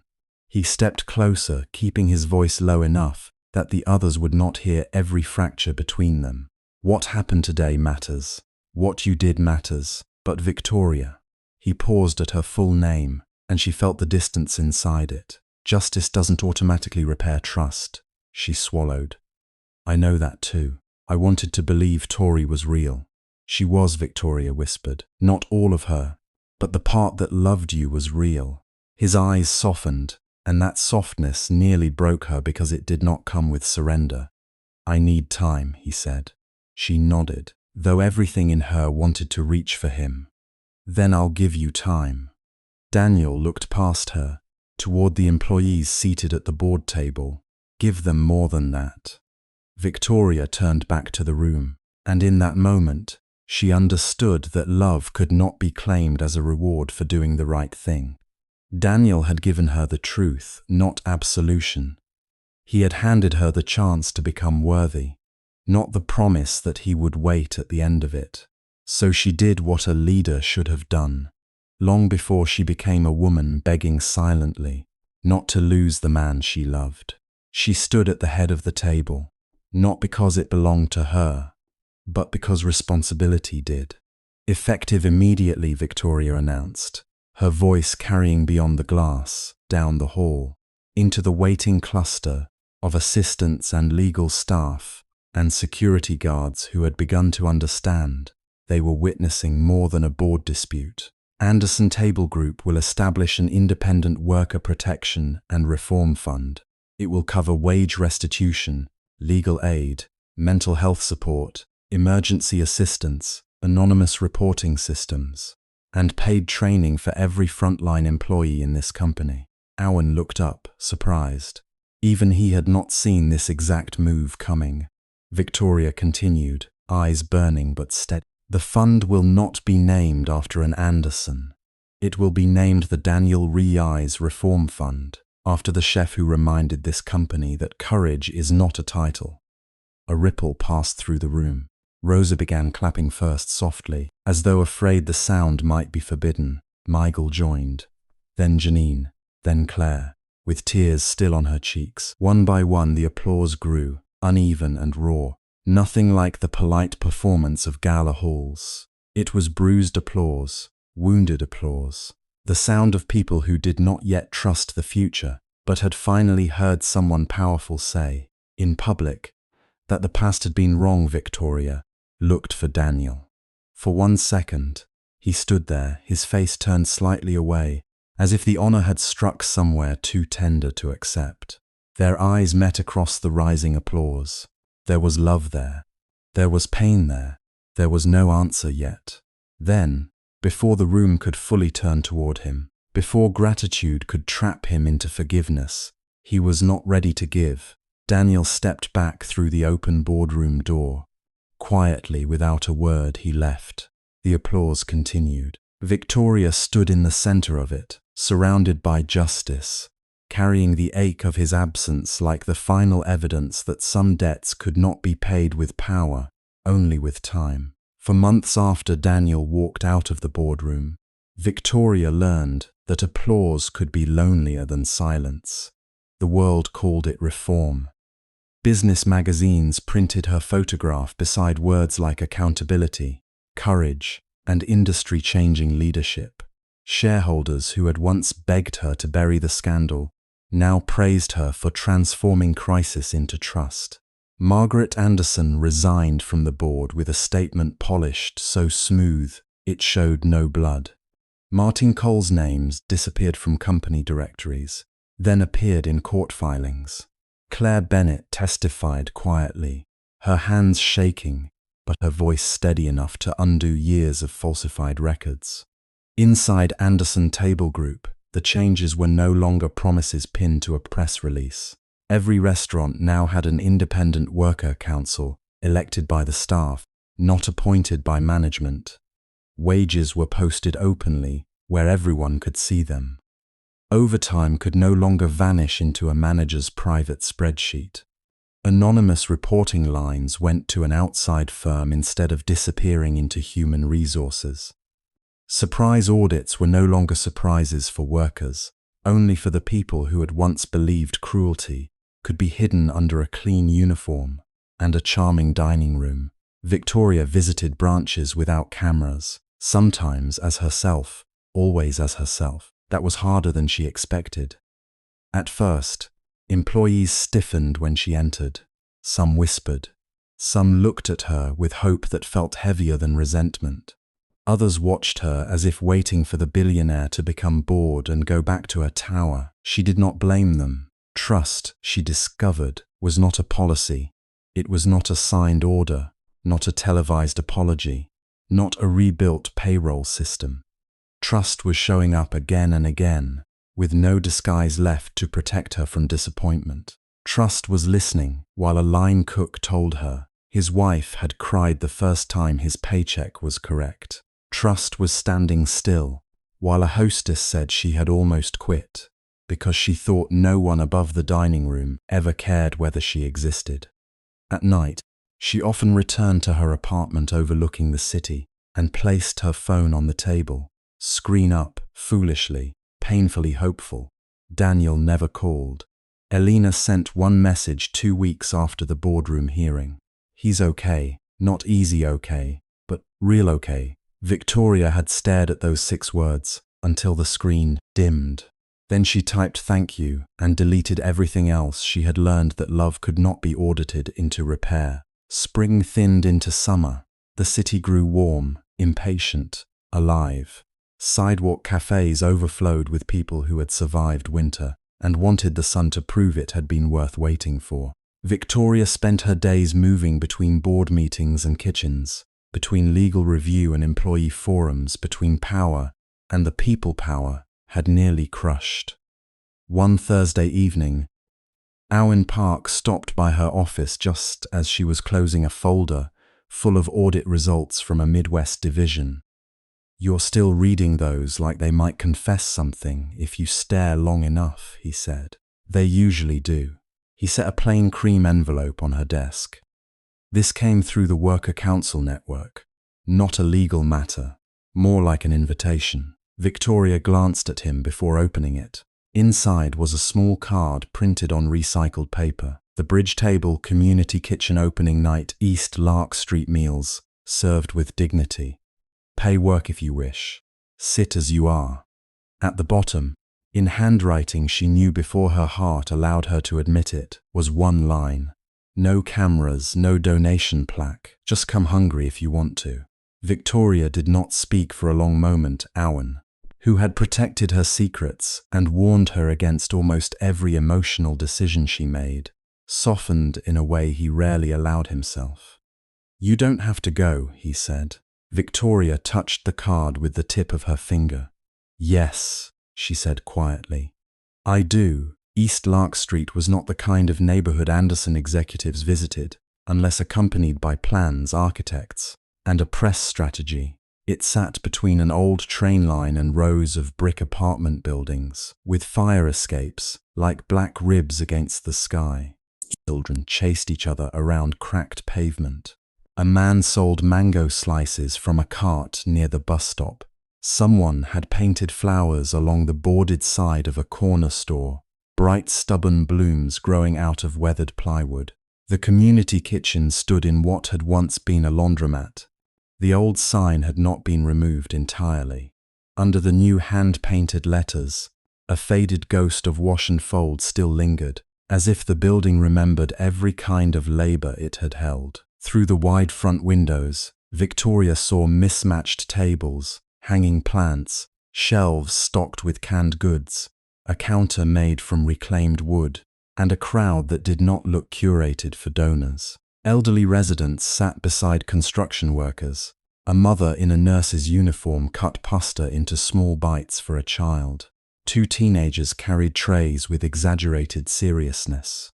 In the open kitchen, steam rose silver ribbons, and there, tying an apron around his waist, was Daniel. For one breath, the months vanished. He looked the same and not the same. His hair was a little longer. There was a faint line near his mouth that had not been there before, something carved by exhaustion or endurance. But his hands moved with the certainty she remembered.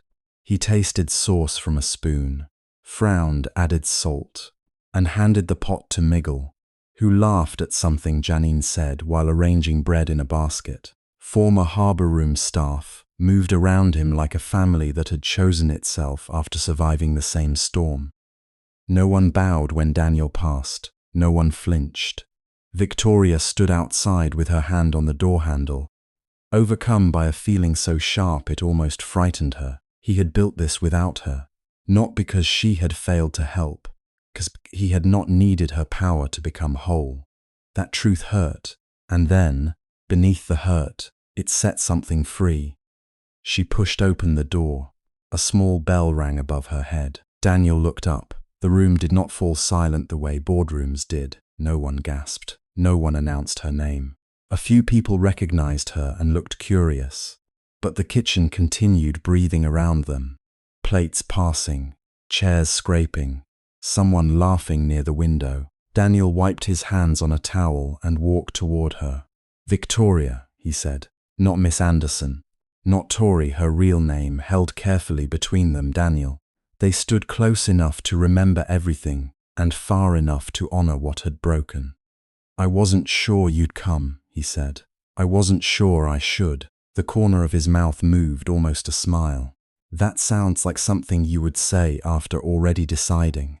She looked around the room, at the chalkboard menu, at Claire carrying bowls to a table near the door. Claire saw Victoria and paused. For a second, shame and gratitude crossed her face together. Then she nodded once and kept serving. "This place is beautiful," Victoria said. Daniel followed her gaze. "It's messy. It's alive." That too. A boy ran past them balancing 3 spoons in one hand. Daniel stopped him with gentle precision, rescued 1 spoon before it fell, and sent him on his way. Victoria felt her throat tighten. "I heard you didn't take investor money, or foundation money." "No, or mine." Daniel looked back at her. "Especially not yours." The words were not cruel, that made them land deeper. "I understand," she said. His eyes searched her face, perhaps expecting an explanation, a defense, the old Victoria who could turn guilt into strategy because strategy was safer than pain. She gave him none. Instead, she said, "I'm sorry." The kitchen noise seemed to lower around them, though no one had stopped moving. "I am sorry I lied to you. I'm sorry I let you protect someone who wasn't powerless without telling you the truth. I'm sorry I made your kindness part of my investigation. I thought I could separate the mission from the people inside it. I thought if the ending was just, the method would be forgiven." Her voice trembled, but she did not look away. "I was wrong, and I am sorry I hurt you in the place where you had given me the most." Trust. Daniel's jaw tightened. He looked down at his hands. The same hands that had once shielded her from broken glass, from Martin's anger, from hunger she had only pretended to understand. For a long moment, he said nothing. Victoria accepted the silence because she deserved it. Then he asked, "Did you ever mean it?" She knew what he meant, not the reform, not the apology, not the tears then. "Yes," she said, "every part that mattered. But I understand why that doesn't make the lie smaller." His breath left him slowly. "I was angry for a long time," he admitted. "Not because you were rich. I think people expected me to be angry about that." Elena said, "If I hated every person with money, I'd have to hate half the customers who tipped badly and all the ones who tipped." Well, a faint smile came and went. "I was angry because I didn't know which moments were mine."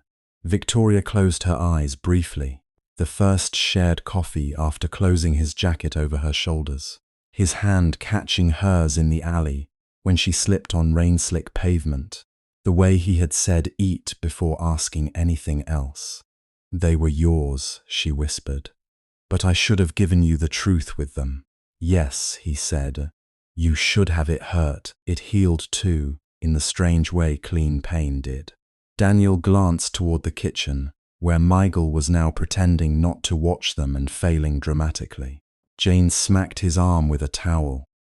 "We built this with overtime settlements," Daniel said, "and donations from workers at branches I've never been to, $20 here, $50 there."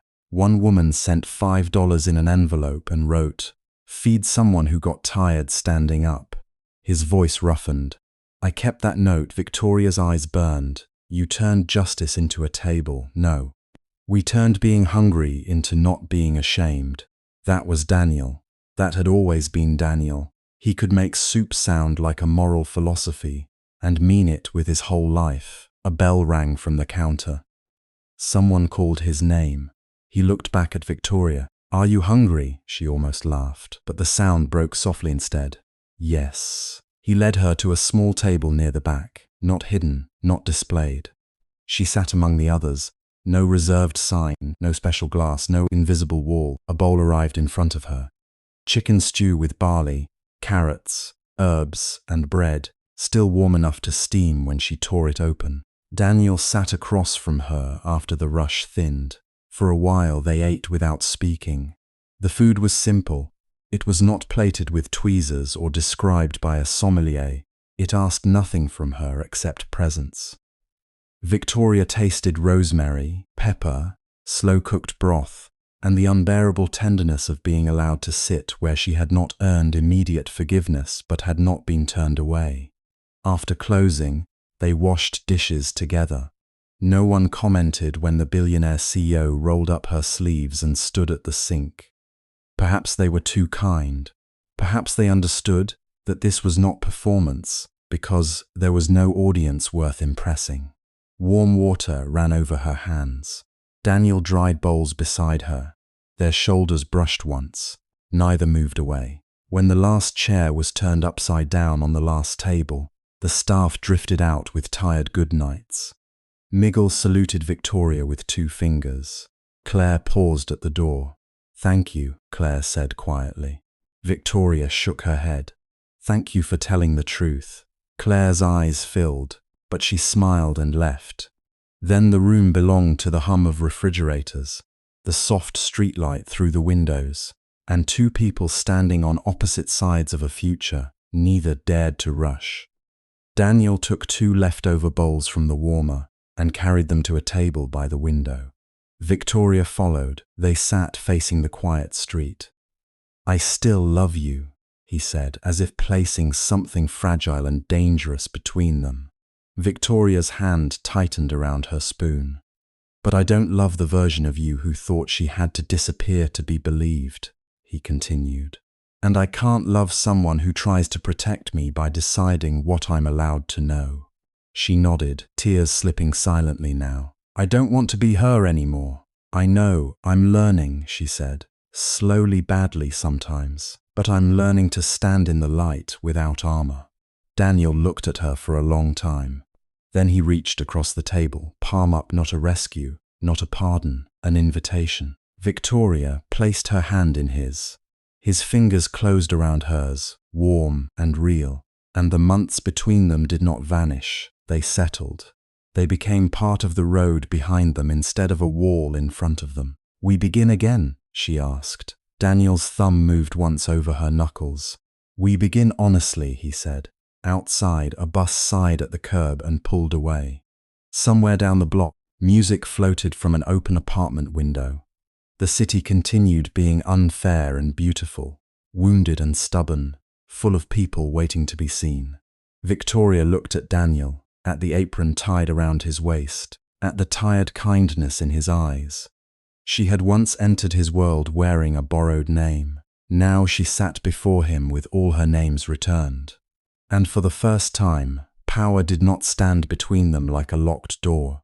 It sat quietly beside responsibility, humbled by love. They finished their meal slowly, no champagne, no cameras, no grand vow under chandeliers. Just bread shared across a small table after closing. Just 2 people choosing not the fantasy of being saved, but the discipline of being truthful.